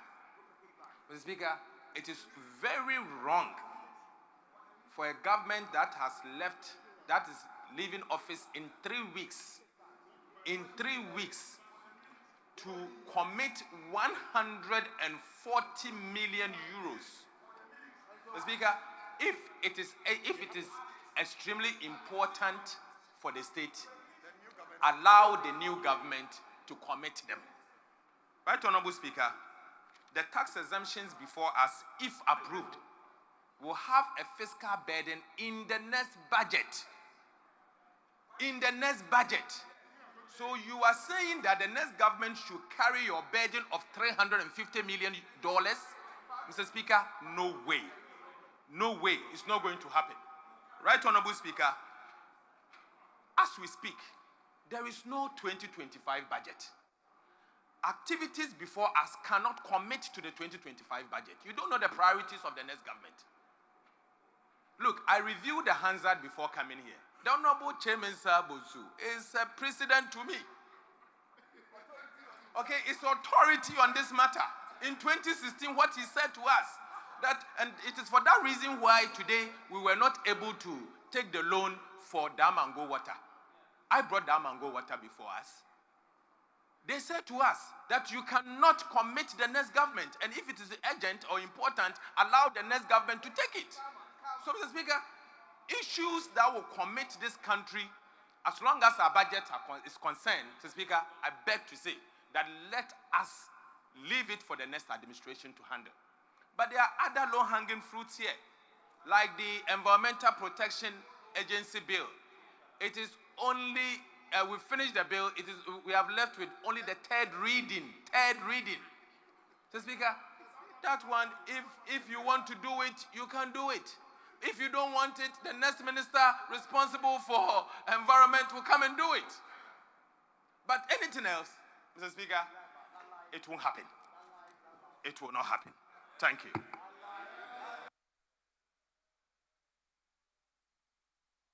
Hello. Is that the Minister for Defense? Yes, Mr. Speaker. Mr. Speaker, thank you very much. Mr. Speaker, I just want to be clear that to take a commercial loan and for Ghana and the IMF to agree only simply means that there must be special reasons why the IMF will agree for Ghana to take a commercial loan. And he knows that it was the IMF itself that had to agree to open up the space for Ghana to be able to take this, because Ghana does not have aircrafts and ship. It doesn't have aircraft and ship for our military. I don't have a problem with the next administration dealing with it. But when there is an opportunity to do it and you don't do it, that is up to them to be able to do it. I don't have a problem at all. And I just told him that at all, that we don't have a problem. I am saying that you have opportunity to purchase 2 ships from France for the Ghana Navy. If you think that you cannot do it now, Mr. Speaker, you wait and do it when the government comes. We don't have that problem. The new government comes. Nobody has that problem at all. I don't have a problem at all. If the IMF will agree and open for them to borrow next year, I don't have a problem at all with that. And so I will defer to them, Mr. Speaker, for them, because it leaves the burden of some of us to be able to do that. And the military know that they have been chasing this for 3 years. They've had an opportunity to do it, and they are those who purchase it. It's not this government. So if they think that they cannot do it, they have to wait and start all over again. Good luck to them, Mr. Speaker. We should hold on, we should not do it, and good luck to them. I thank you, Mr. Speaker.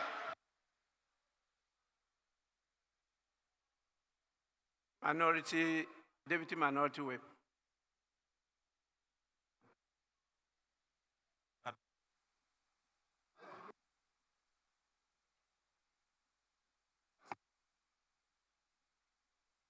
Thank you, Mr. Speaker. Mr. Speaker,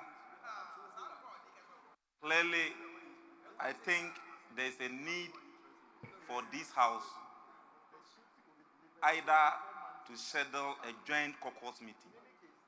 Mr. Speaker, most of the issues that are being discussed here are not, including even the security issues, are not good for public consumption. Mr. Speaker, it's for a good reason that on issues like this, the House will go into a joint caucus meeting for us to convince each other and know which way to go. Well, if I listen to the kind of discussions that we are having, Mr. Speaker, it doesn't inure to the benefit of Mother Ghana. Therefore, I will advise to schedule a joint caucus meeting along the line so that we can speak across purposes and agree on which way to go. My humble submission, Mr. Speaker. Yes, Honorable Member for Ho Central. Thank you, Right Honorable Speaker. I want to call upon the Majority Leader to reconvene a meeting of the Business Committee so that they will take account of the guidance that you have given. You see, this order paper, today's has a lot of items to be taken. And it's wasting a lot of paper. It's wasting a lot of paper. So if they take a cue from the guidance that you have given and redraw the business statement, then we will not have such copious items on the order paper to be taken every day. In consequence, you will find out that whatever limited business we have to do, we can take 2-3 days and finish it. Then we don't even have to wait till Friday before we adjourn. So my humble submission to the Majority Leader is that he should reconvene a business committee meeting to redraw the business statement, taking account of your guidance and all that colleagues have said today on the floor. I thank you. Yes, Honorable Member for Tamale North. Oh, sorry.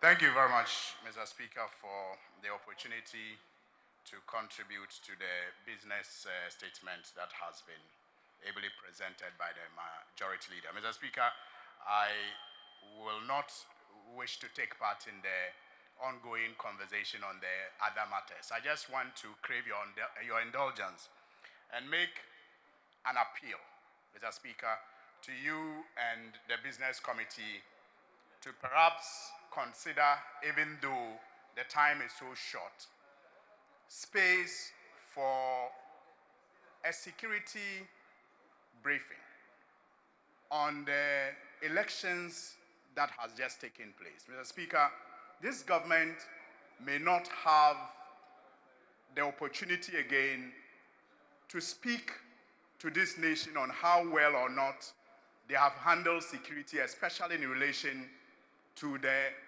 just ended elections. Mr. Speaker, I think this is important because loss of lives during elections should not become a norm. Our elections should not always record the loss of Ghanaian lives. Mr. Speaker, it's becoming one too many. The first time we recorded this was in the 2020 general elections, where about 6 to 7 lives were lost after the elections. 7 to 8 lives. Mr. Speaker, just this election that has gone by, we are told of about 2 or 3 lives that have been lost. Mr. Speaker, indeed, as we speak, a family in Tolong, in Yankpala, is preparing for a funeral tomorrow with about 15 others nursing various degrees of injuries. Mr. Speaker, that cannot be accepted without us taking measures and proper briefing on what might have gone wrong. And so, Mr. Speaker, even though we do not have time, I will plead that the Business Committee considers a briefing to this House by either the Defense Minister or the Interior Minister or whoever was responsible for the provision of security in the just ended elections, so that the incoming government perhaps can take a cue and assure us that never again, after these 2 incidents, will we record loss of lives again during our elections. Mr. Speaker, it is my humble appeal to you and the Business Committee to consider. Thank you. Honorable members, yes, Dr. Opoku Prempe. Thank you. Before the Minister for Defense. Thank you, Mr. Speaker. Mr. Speaker, you ably and aptly described the agenda that has been agreed between the 2 leaders. Probably what we didn't do was to say that it is a restated business statement for the rest of the week. But we have gone round and round and round, and we are coming back with a consensus to say maybe the leadership should meet urgently and consider things that the 2 sides can agree so that we go on. Mr. Speaker, I also don't believe that we are going to sit here and pick and choose. If we are not going to, and we are left with only 1 or 2 items, let's do those 1 or 2 items and leave the incoming government with a free hand to operate as they want. But what has been agreed, vote on expenditure for the first quarter of next year and other matters that we all agree to. Let's do that, and we can rise in 2-3 days. I don't believe personally that we should go about doing first reading of a bill, second reading of a bill, third reading of a bill, because it all has implications on the fiscal balance of the country. There's not a single bill here that doesn't have got a cost implication for government. So let's leave it to them and let them inherit all the goodness of what we're trying to do, and let them bring in all the badness that they are bringing, so that Ghanaians will know the difference. Thank you, Mr. Speaker. Minister for Defense. Mr. Speaker, thank you very much. Mr. Speaker, I just want to support the position that, look, the Business Committee has met. We have never had a situation where the Business Committee has met and we have done everything. What we can do within the next 4 days, Mr. Speaker, let's do it. What is not possible, because if the 2 leaders or the leadership agree on what is possible, let's do it and move on. But, Mr. Speaker, I want to respond to what my colleague said. We as a country agreed from 2008 that ministers of state, government functionaries, including the MMDs, so municipal chief executives, the DCEs, ministers of state, government officials, members of parliament cannot and should not be in charge of security when it comes to election matters. It should be left to the purview of the security services led by the police. So at the national level, it is the Inspector General of Police who is in charge of the security, the committee that oversees the security when it comes to election purposes. And at the regional level, it is the regional police commander who is in charge of it. And at district level, it is the district police commander who is in charge of it. And so that's how it is. There's an election committee at the national, at the regional, and at the district. If you are calling the Minister for Interior, he would just simply come and tell you he was not in charge of it. It's the IGP.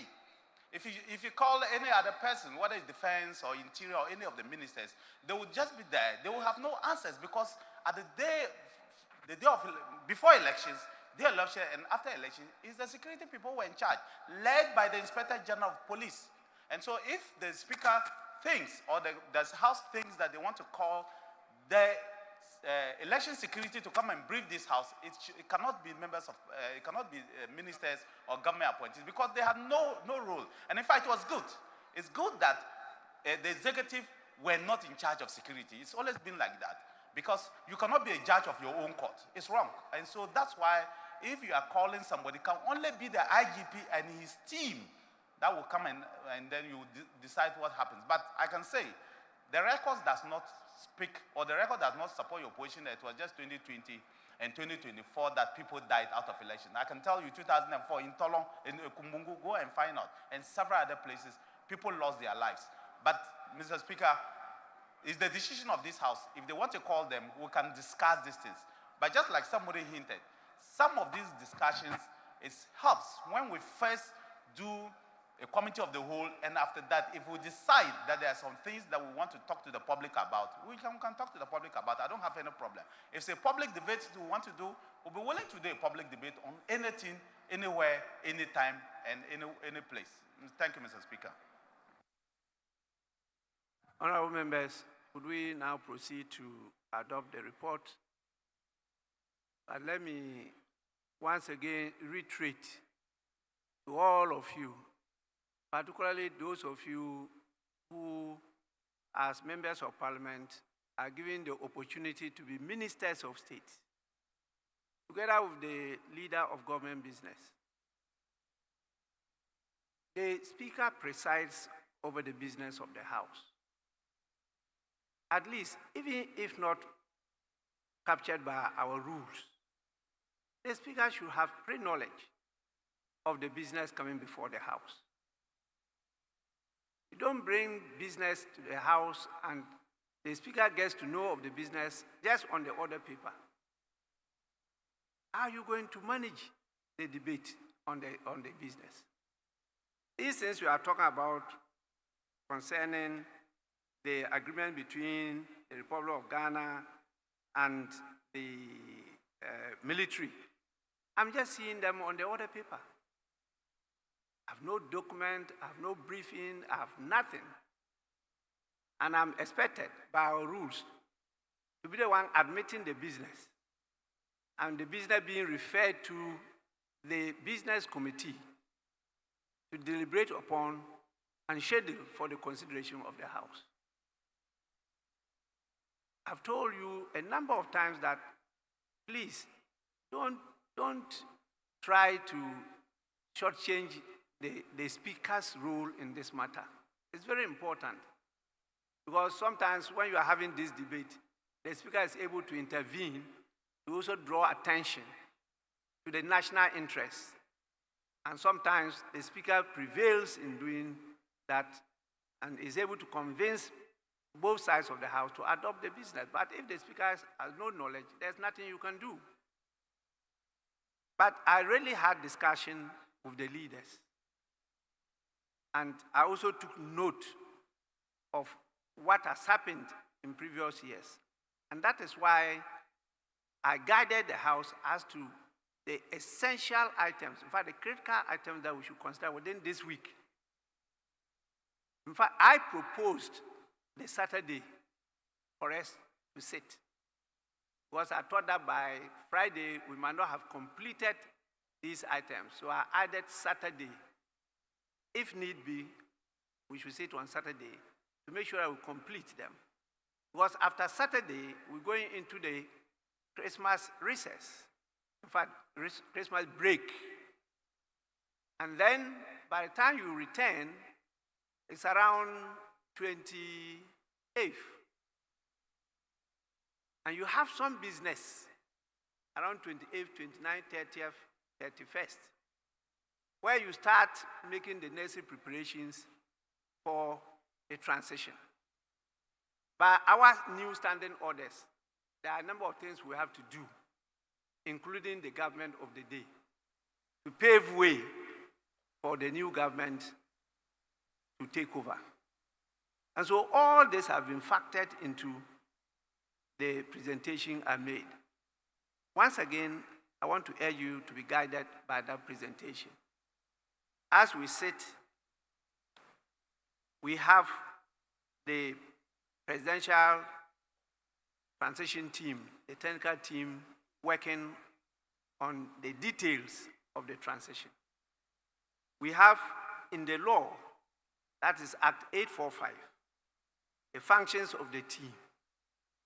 And there are some things that they have to do. And we in this house have a role to play.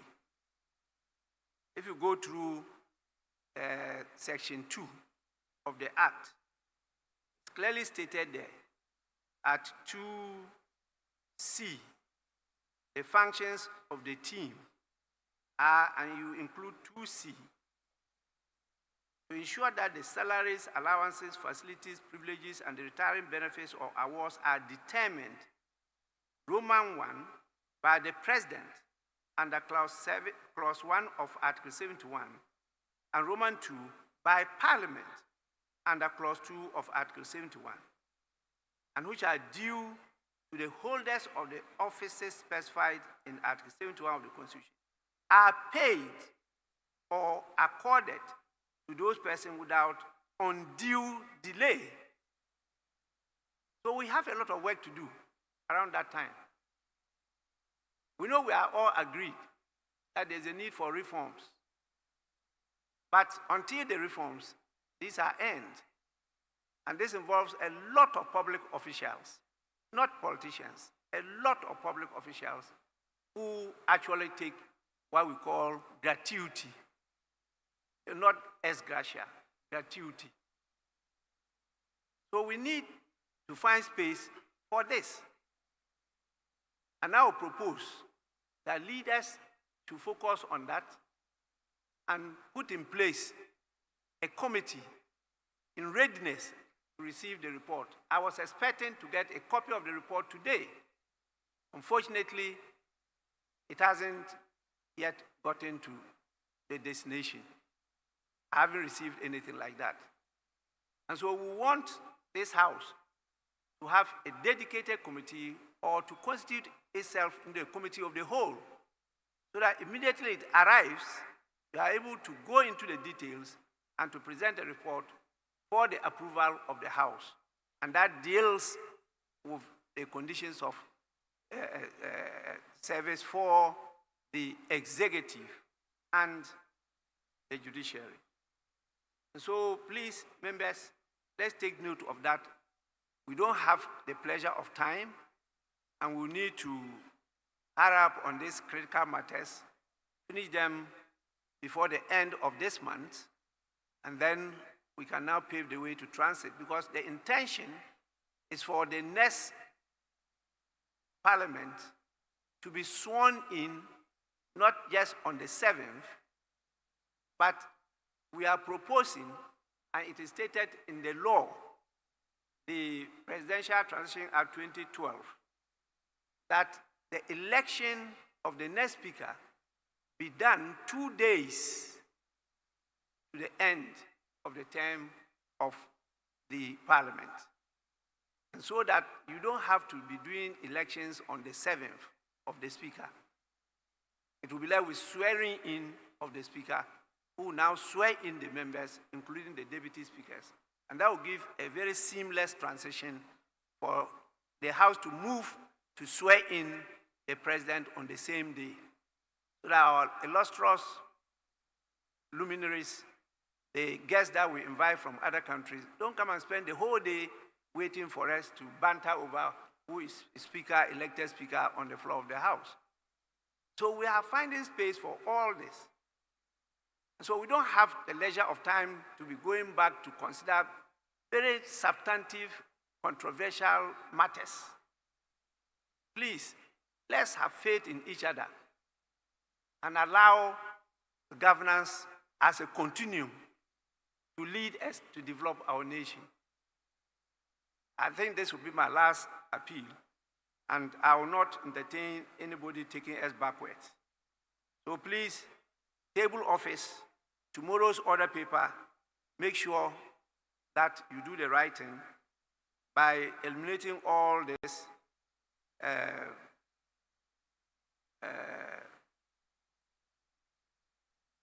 very heavy business load on the House, because we will not be able to do them.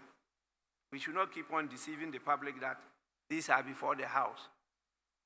On the issue of the Constitution Amendment Bill, that is very dear to my heart.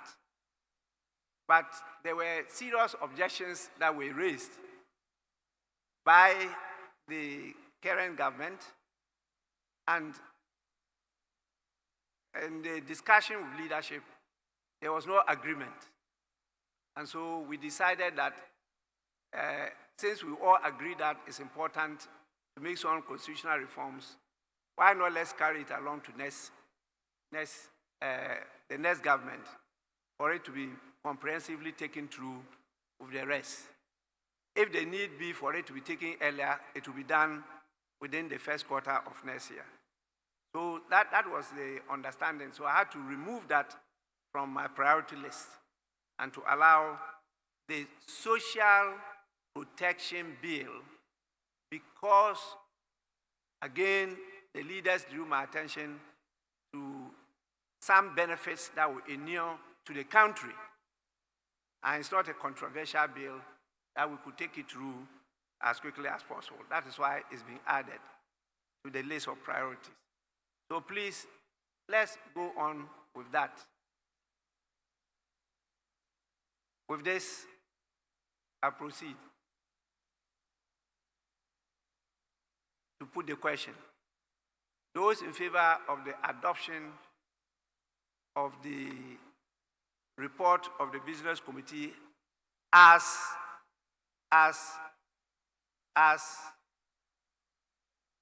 revised by members.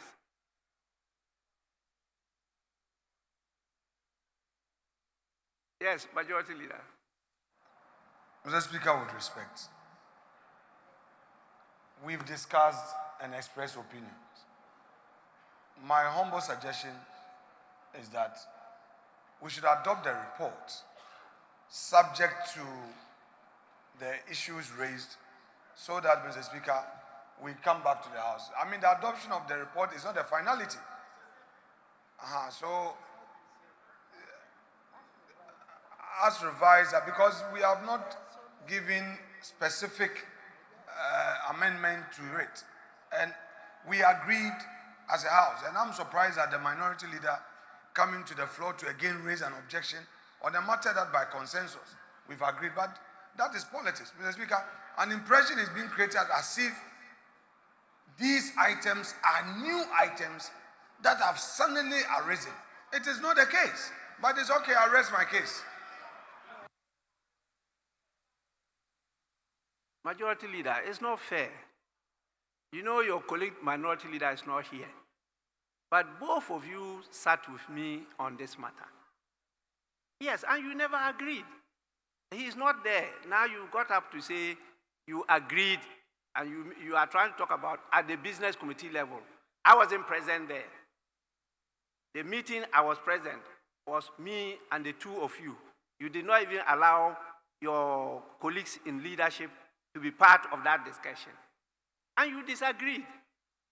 So you don't get up to paint a picture as if he's reneging on something he has agreed to earlier on. That's not fair. Right, Mr. Speaker, I don't want to debate this matter, but Mr. Speaker, we had a business committee meeting, and I have signed a business committee report. Mr. Speaker, for me, if members have new issues to deal with, we can deal with them. But let us adopt the report without any condition. And then we can take other matters up. That's what I want to suggest to the House. Yes, honorable members, do we have to keep on debating this matter? Yes, okay. Speaker, truly, the honorable minority leader, when he got to the business committee meeting, the honorable majority leader was not there. So it is not like the two of them met at the business committee meeting. Leader, clear that. Secondly, the business committee meeting was supposed to be started at 9. The honorable majority leader sent a message that they should send it to 10 a.m. By the time the honorable majority, Atufosin, got there, leader, you had convened the meeting and closed the meeting and left. When he got there, he disagreed and wanted the meeting to be reconvened because you misled him with the time. So if you come here and you are now painting him as if he went to the meeting and agreed with you, only to come here and have a change of mind, you are not being fair to him. For Christ's sake, Mr. Speaker, the honorable minority leader Atufosin was clear at the meeting. He said he wanted clarity. We should select the items to be agreed upon before coming here. And you prevail upon that when you get here, he can express his opinion. He has come to do same, and you are painting him black. So which is which? So clearly, Mr. Speaker, we should go by the path that you are chartering to, and I think it's the best way to go. As expenditure in appropriation, you go and say that, oh, and these people don't want workers to be paid. Let's prioritize that. When we finish that and there's something to be done, that one will be up to us. Honorable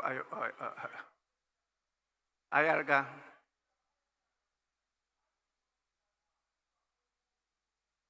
Speaker, I think that we all know that whatever is contained in the report constitute proposals to us as a House to accept or reject. The proposals were made. Indeed, Mr. Speaker, you drew attention to the fact that given the time at our disposal, we will not be able realistically to cover all the items that are being proposed. And you suggested that we prioritize certain items. Members raised issues, rejected some items contained in the proposal. You have put it to a vote, and he is saying that we should accept everything. When members are very clear that certain items contained in the proposals are not acceptable to them. If you don't accept a revised proposal, this side is likely to vote against it. And if we vote against it, then there will be a problem. So please accept a revised proposal as indicated by the Speaker so that we can move on. Please. We raised issues about the tax exemptions. We've raised issues about the bills. In fact, your own side is even against some of the proposals and saying that let's deal with the expenditure items for the first quarter of next year. And then we close. So there's clearly no consensus on all the items contained in the proposal. That is why we should accept the Speaker's proposal that let's adopt a revised business statement report. And then we can move on.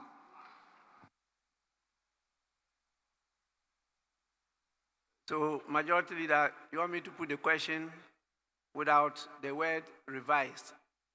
I'll just put the question. Those who are in favor of the adoption of the report, then they vote. Mr. Speaker. Yes, please. Mr. Speaker, let me make this important point.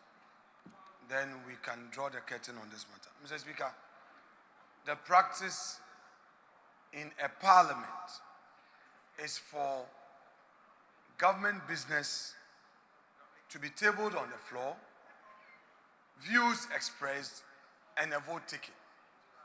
Mr. Speaker, these items have been business of government since some have been on the business state or border paper since 2022.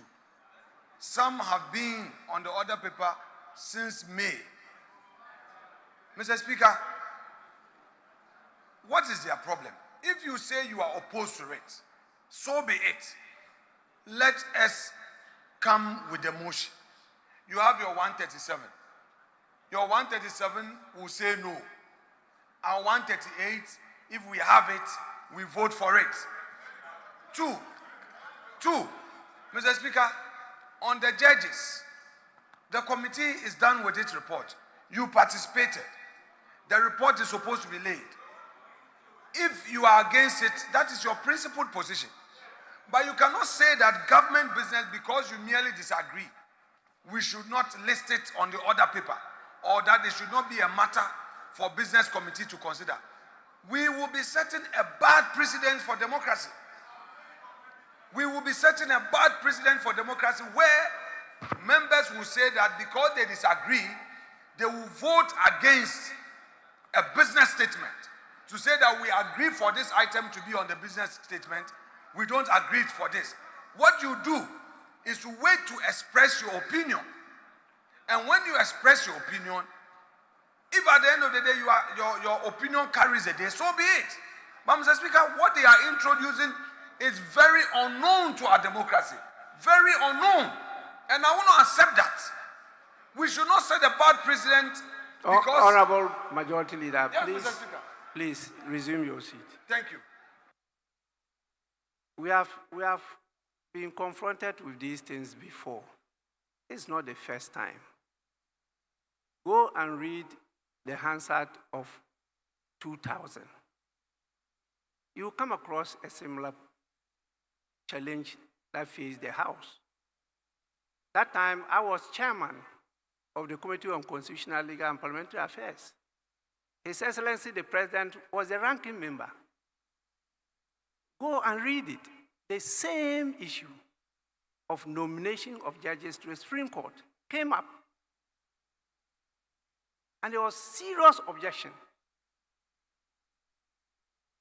by the minority then. And the then government had to drop those nominees. Go and read the Hansard.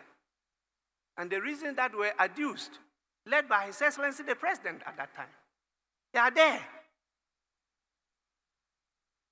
So don't create the impression that this is the first time such a challenge is facing the House. If there's a need for us to improve upon it, and I believe there's always a need to improve on these things, okay, let's say so, and let's go on it. But I gave you a reason that these matters are so important that we need time to consider them well. If you wanted to always sit till midnight or the next day, I'm available. Luckily, I'm very healthy now. You know, I can sit through. Be prepared, but let's do a good job to make sure that the decisions we take will be to the benefit of Ghana and Ghanaians. That's most important, not just rush through them and then maybe further aggravate the economic or social situation in the country. That's my worry. We have spent the whole day today not doing much. I don't know what will happen tomorrow. But I'll put the question. If I put the question as you have requested, I'm trying to look at your numbers. Because sometimes I have to save you from embarrassment. I have to look at your numbers and look at their numbers to see whether you are likely to win or lose. You are to adopt. You are to adopt the business statement. I have to put the question. To adopt. Yes, go on. We should check the rules. The Speaker. Yes. Mr. Speaker, the business committee, report has been submitted, and issues have been raised. Some issues have been raised. Some of them legitimate with respect to the time available to the House for doing justice to some of these matters. On the other hand, Mr. Speaker, the matter being raised by the majority leader is also legitimate in the sense that if a paper is to be presented to the House and a decision is taken that no, will not allow you to introduce the paper to the House, it means that technically you are saying that you don't allow government business to come to the House. And that will be a dangerous precedent, I mean, technically. Also, for the Speaker, you're giving a very useful guidance as to going forward, what should be done. The Speaker, it is useful. However, we must also be careful. Is it the case that a Speaker would say that I will allow this government business, I will not allow this government business? So even though I see a lot of sense in what the Speaker is doing, we must also look at the technical implications. I think that we have these matters before us. Admittedly, it's not everything that we can deal with. So we adopt the report and we consider those matters that have come before us. We get to first reading is just rising and bowing, but we can't transact business on it. Like the second reading and so on and so forth. Because when you do the first reading, you now have to refer the matter to the appropriate committee to go and consider and report to the House. Do we have the luxury of time? We may not have that luxury of time, which then goes to what direction the Speaker is giving us. That let's look at all these implications. So we become very pragmatic in the consideration of these matters. So I'm saying that time certainly will not allow us to deal with all these before us. I agree.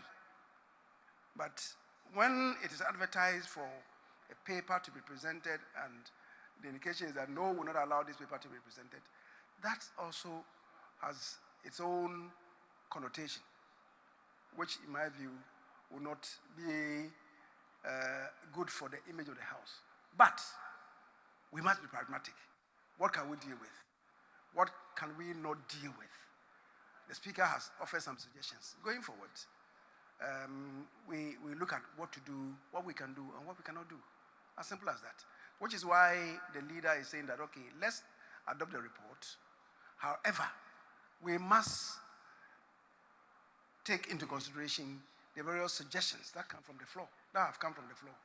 Then we move on. So that is my consideration of the matter. Yes, Honorable Ayaria. Speaker, Mr. Speaker, it is already known to us in this House that this meeting took place without the participation of our leader. That became obvious when Honorable Ahmed took the floor. He indicated that our side did not participate because they were misled regarding the timing of the meeting. This is a very serious matter. And you have given further guidance. Indeed, I think that the proper thing to do is to adjourn and direct them to go and meet again tomorrow morning. Both sides agree on a common agenda and bring back to us. Because we will not approve an agenda that is entirely orchestrated by one side. Mr. Speaker, it is obvious. He did not dispute the fact that Honorable Atto did not participate in the meeting. He did not also refute the fact that Honorable Atto asked for clarity in relation to exactly what should constitute the agenda. So clearly, this is not an agenda that was agreed upon by both sides. So he misled us, and so this House is being cajoled into accepting something that one side did not participate in deciding on. So, Mr. Speaker, I think that the best thing to do is to adjourn, direct them to go tomorrow morning, meet, and then agree on something and bring to us, informed by the debates that have taken place today, the discussions that have taken place today, and your own advice. And I heard you, Mr. Speaker, indicate that even you were not aware of the entirety of what will constitute the program. And that is why you recommended that we should stick to certain items that you think are more practical. And indeed, the great leader is agreeing that we must be very practical, that we cannot deal with this tall list of items that the majority leader is trying to impose upon us. So I urge you to adjourn and refer the matter back to the business committee. Let them meet tomorrow morning and let them bring us a practical, acceptable, realistic agenda. Thank you, Mr. Speaker. Honorable members, even though I allow you for purposes of education and creating public awareness as to how we do our business, so sometimes I allow these exchanges. It's important for us to note that the speakers listen to both sides of the House. And the information at the disposal of the speaker also includes the technical staff, because the clerk is the principal advisor to the speaker on practice and procedure of the House. Apart from that, there are other authorities that get in touch with the speaker. And so I use that to advise. But when a business item is admitted by the speaker, and it is passed on and processed for the consideration of the business committee, and is scheduled for the attention of the House, that item cannot just be prevented from being presented because it's not yet before the House. It's when it's presented that it becomes the property of the House. And the House now will take time to go into it, bring a report for deliberation. It's at the time of taking the decision that the House could reject or approve it or adopt the report. When I talked about the adoption of the business committee report, I did that because I'm aware that when I say it's so adopted, a member could challenge this, to use the general word, ruling. And that meant that we have to put it to a vote. And so in doing these things, that's why I was drawing your attention to the fact that I have to look at the numbers on the floor on both sides of the House. And sometimes, as Speaker, when you think that this matter is in the interest of the nation and you want it to go through, but you see that if you put the question, it's likely to be rejected because those against it are more than those for it, then you apply the other rules. And so sometimes I'm drawing your attention to the fact that, yes, you are majority leader, you are in charge of government business, but don't imperil government business. And more so, having sat on that chair for many years, I'm aware always as a leader, you have to go back because you need the support of those in the opposition to be able to carry on government business. And so if you recall, you are not too old in the House, but at least you are not also young. There are a number of times even allowed during my tenure, the opposition members to lead the business, to carry it through. It's very, very important. It's not for the individual's glory or party glory, but the national interest. So please, I will hesitate to refer it back to the business committee to reconsider. I thought the guidance had been given, and I was proceeding because all the important items have been stated, telling the table office to put across in the order paper for tomorrow's consideration. But if you, as leader of government business, insist that we should see carry on with all, well, It's for you. Because I didn't only talk about even the challenge of time, I also talk about the season. And I'm aware that a number of your own members will not be showing up. I'm very sure about that. You can contest me on it, but I'm very sure they will not be showing up for the business of the house. Anyway, you have the last. Mr. Speaker, the business committee meeting wasn't a one-sided meeting. Members of the NDC minority were part of the meeting, for the records. I have not misled the House into believing that the report was consensus. This report was consensus. We arrived at the items by consensus. 3, the time agreed was 10 a.m. and it is a clerk to the committee that advertised it on our platform. It was not my time of choosing where I hurriedly convened a meeting without my other colleagues. But I agree that when the meeting had closed and Dr. Forsen had come in, he had expressed his own views about some of the items, which views he expressed before you at the pre-sitting deliberations.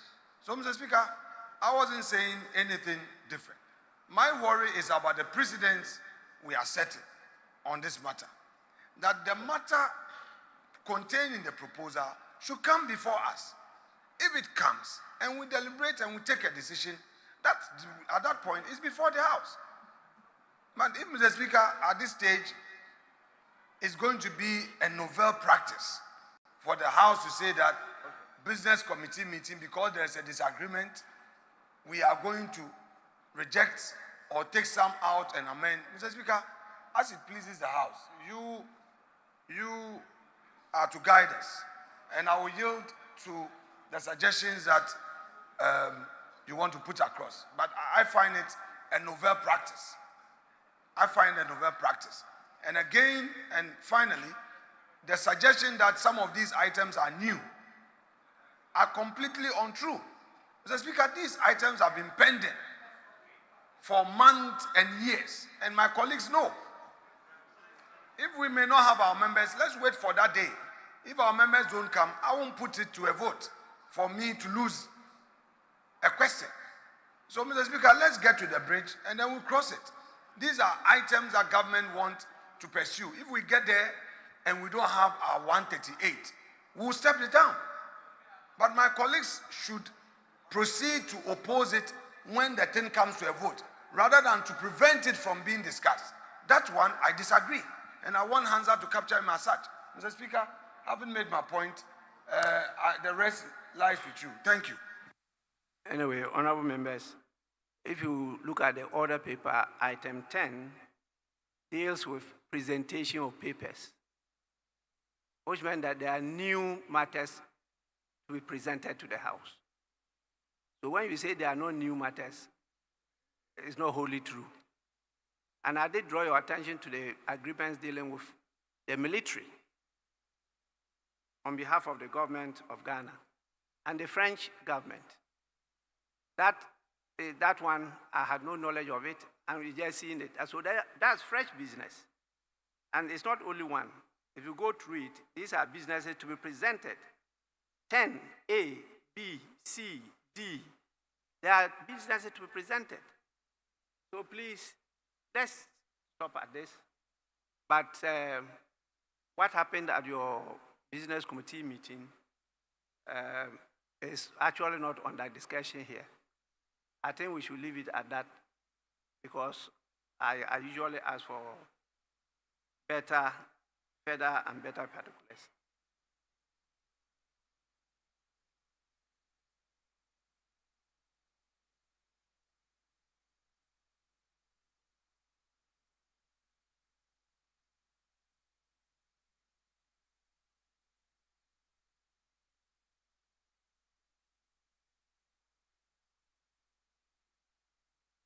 Yes, please, Deputy Minority Whip. Mr. Speaker, for the records, I just want the majority leader to be aware that he misled us.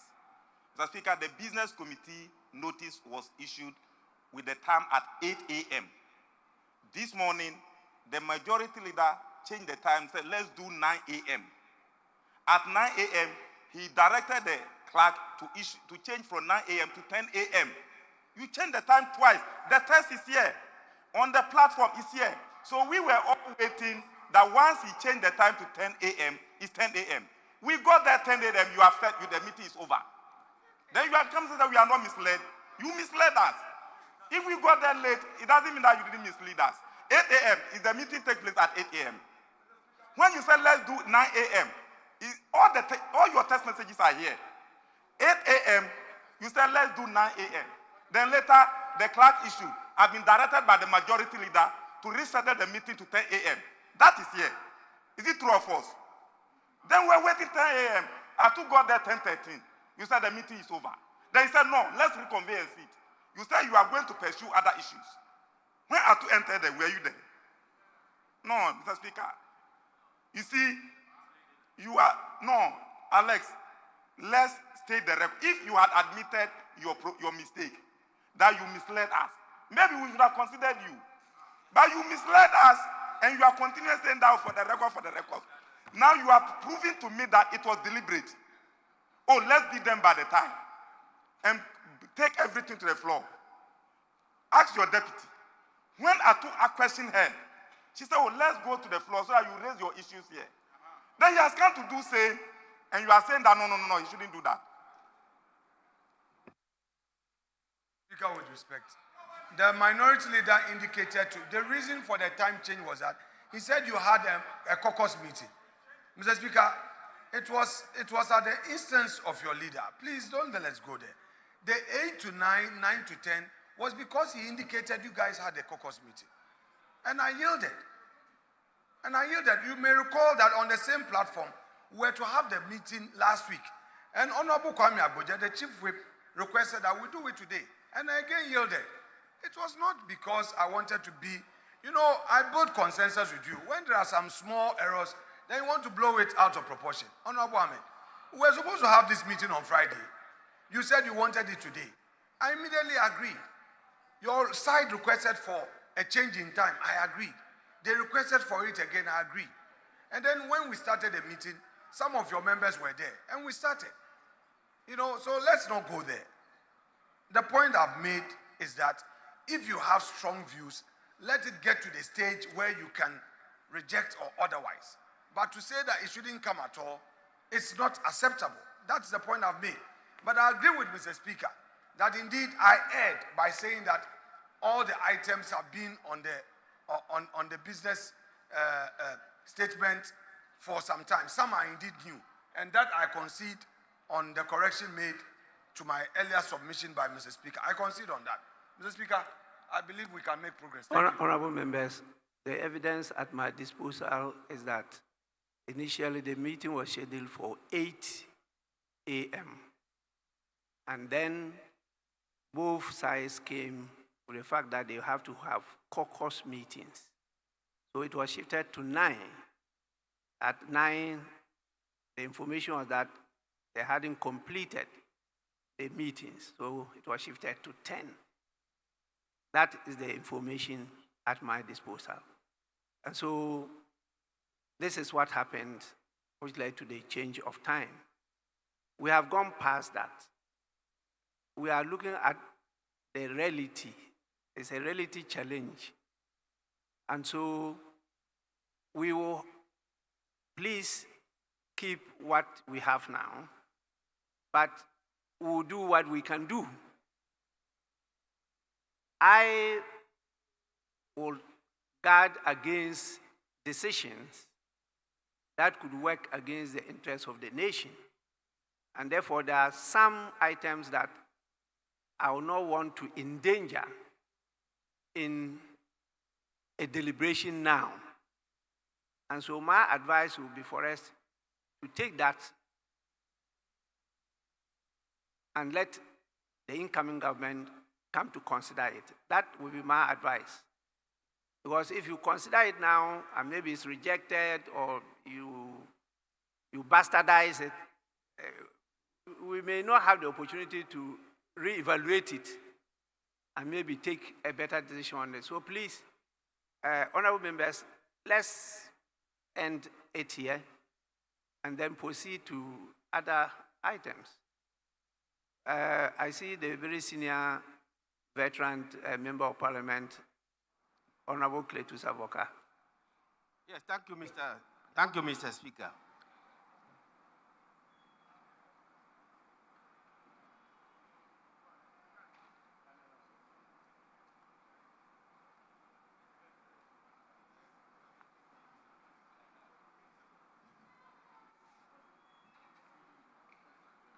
Thank you, Mr. Speaker. Mr. Speaker, I humbly want to suggest that this is not the first time that a business statement has been subjected to debate and suggestions, etc. So like you observed earlier, I don't think that we need a second business committee meeting on this matter.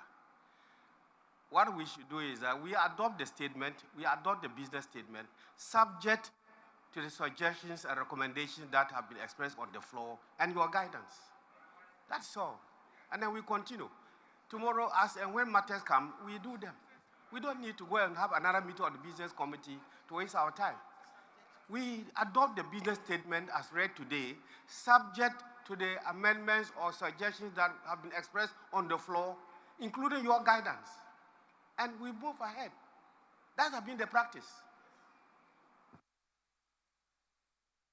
Former majority leader, the current majority leader is not in favor of it being subjected to any proposal, because that was my earlier proposal. But you are not against it being subject to. Oh yes, then let's go there. Please. Mr. Speaker, that was the very view I expressed. Hansard would bear me out. I use the word yes. You see, Mr. Speaker, you know, the incoming majority, because of the limited nature of the appointment, all of you may be redundant. All of you will be redundant at the back bench. And you would always be redundant. And they'll be looking for you. You won't come. Mr. Speaker, very soon, you will tell the incoming majority leader, look at your back. Check behind you. There will be nobody. Because you all will be looking for things for your constituent. Mr. Speaker, be it as it may, I agree that we adopt the report subject to the views expressed, etc., etc. Let peace remain. Let there be peace. It's okay. Granted, I wasn't loud enough on this. Now, I bring clarity to it. Let's make progress. That is all.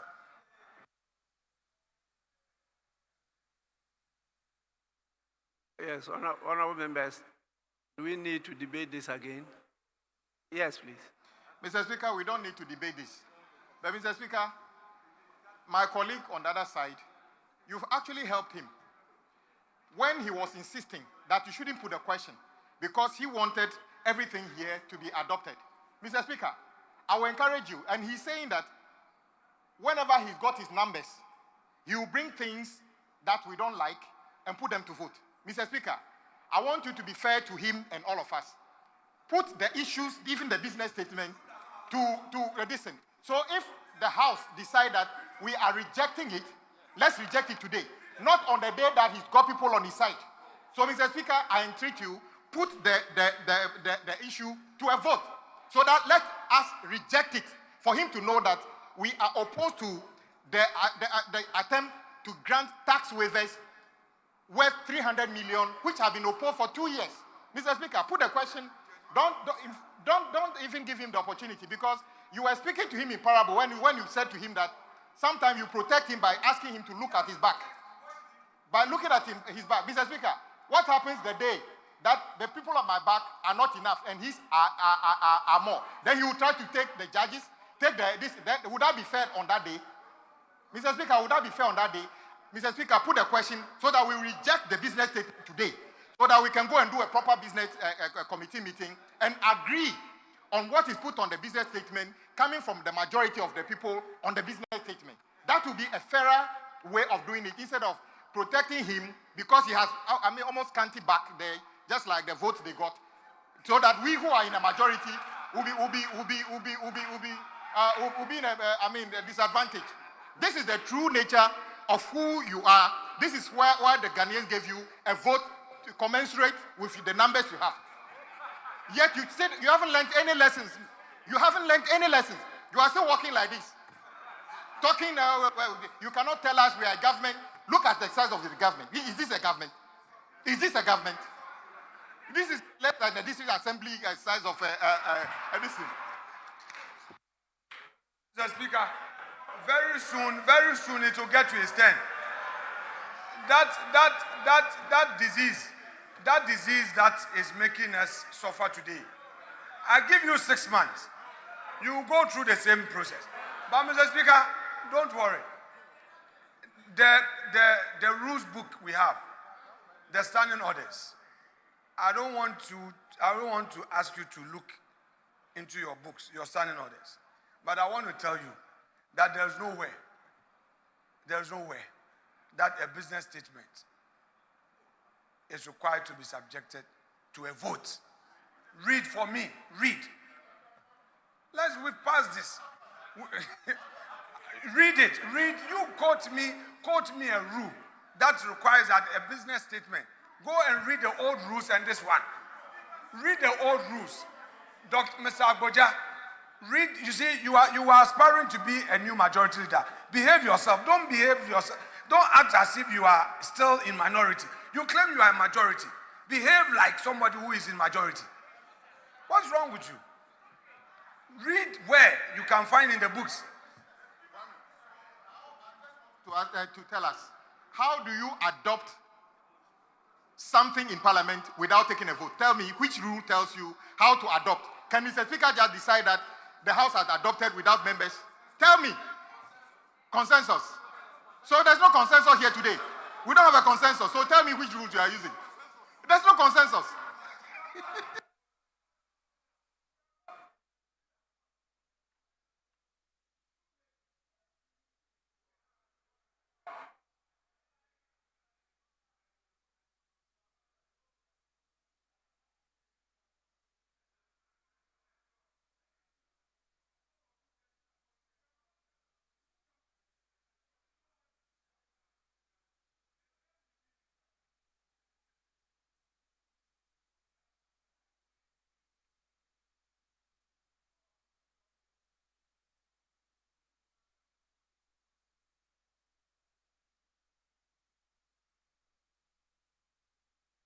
Yes, honorable members, the Business Committee report is accordingly adopted. Honorable members,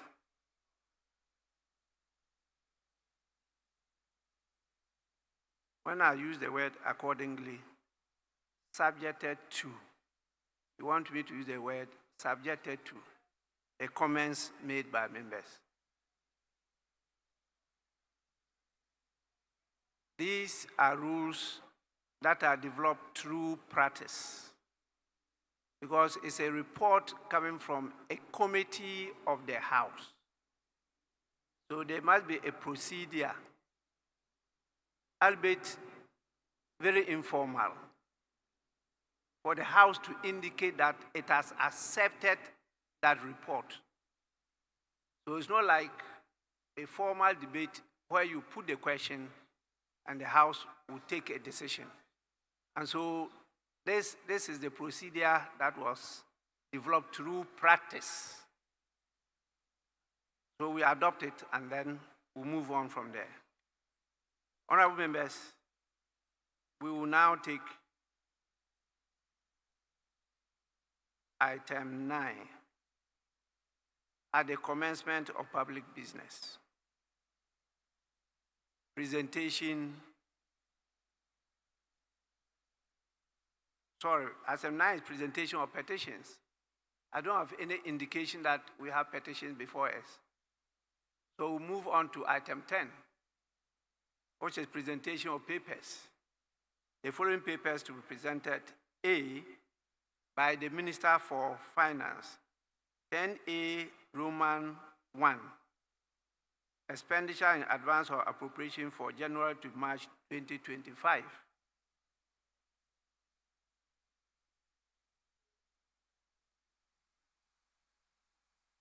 It's not ready. It's not ready.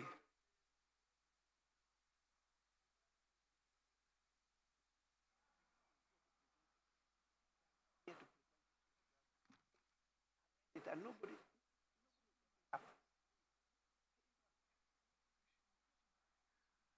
Yes, Honorable Sechi Mensabons, you want to present that paper?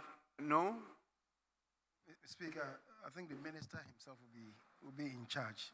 But as you know, there is a role for him to play at the transitions team meeting. So if you saw, he's been there the whole day.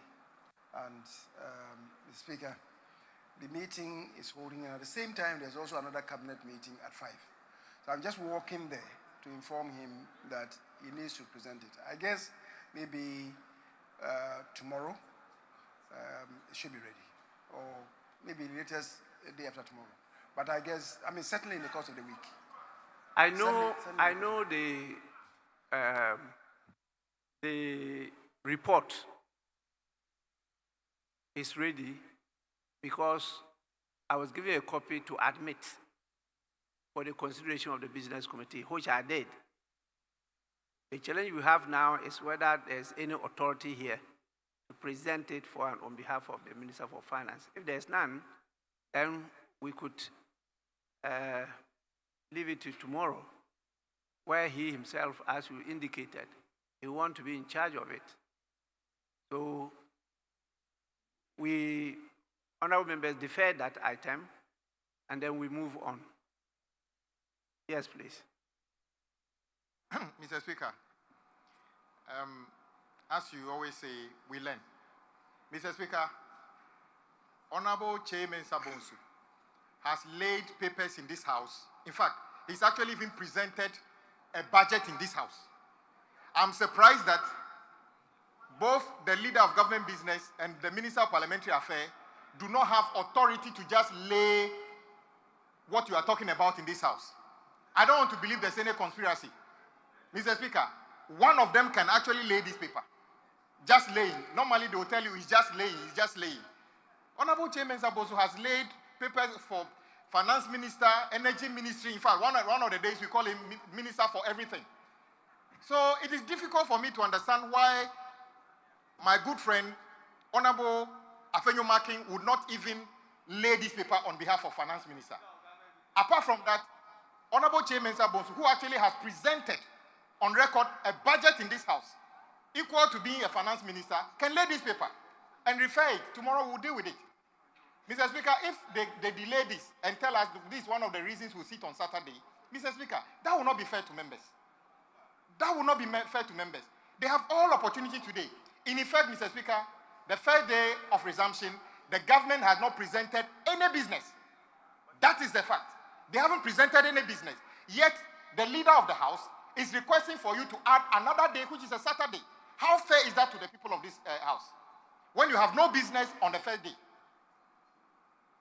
Mr. Speaker, Minority Chief Whip, actually, he hasn't requested that I add Saturday. He hasn't done so.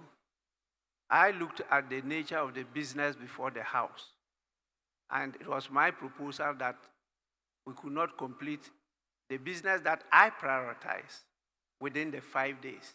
So I added the Saturday.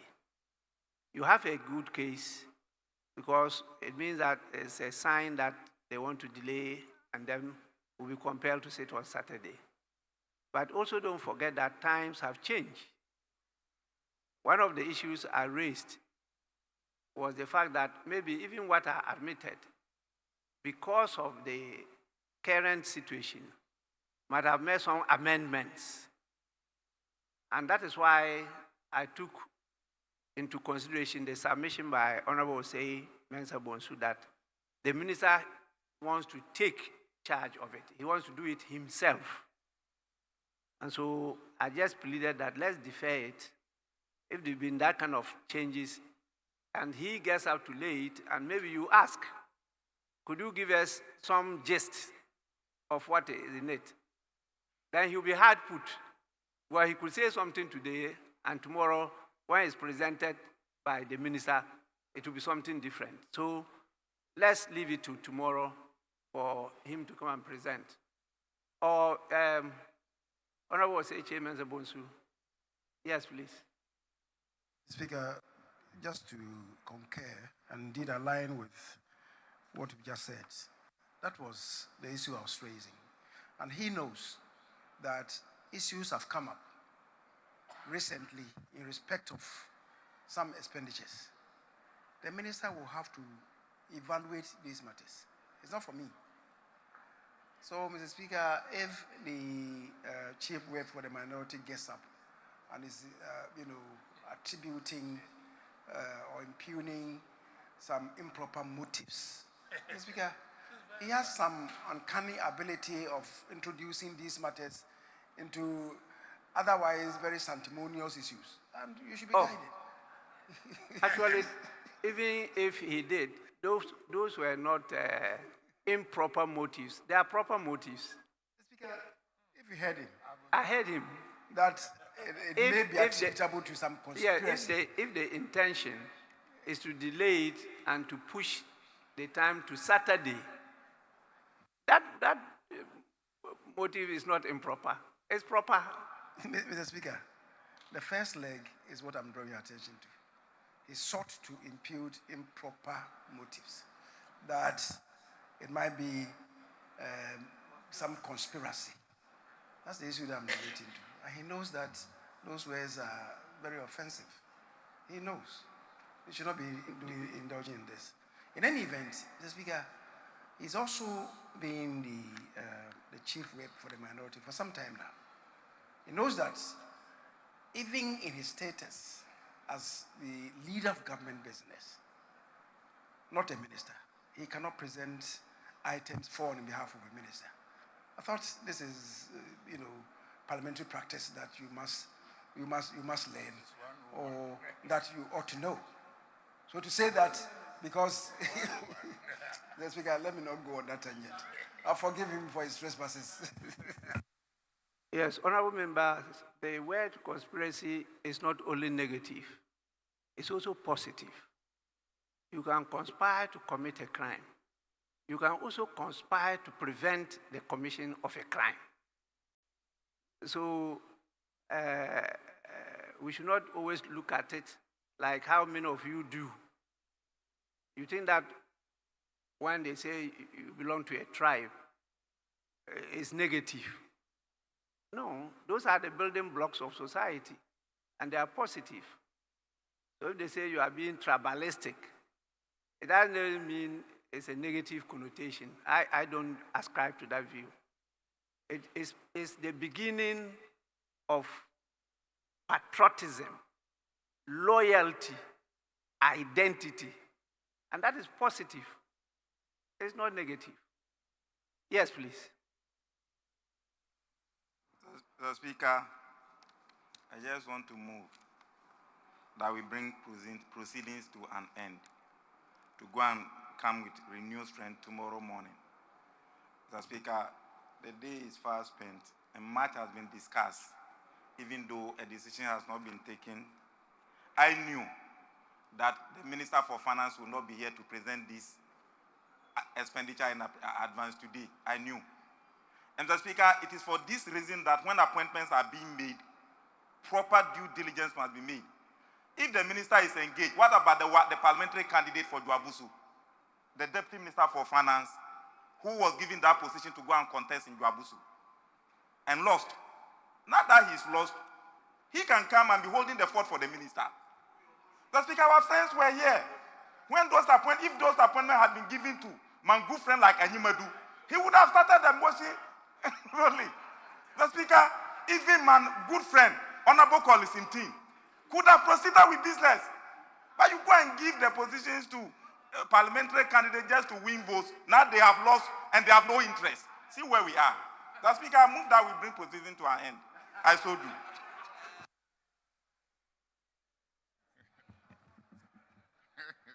Yes, honorable members, in view of the situation we are in, Parliament is compelled to bring our usual festival of 9 lessons and carols earlier.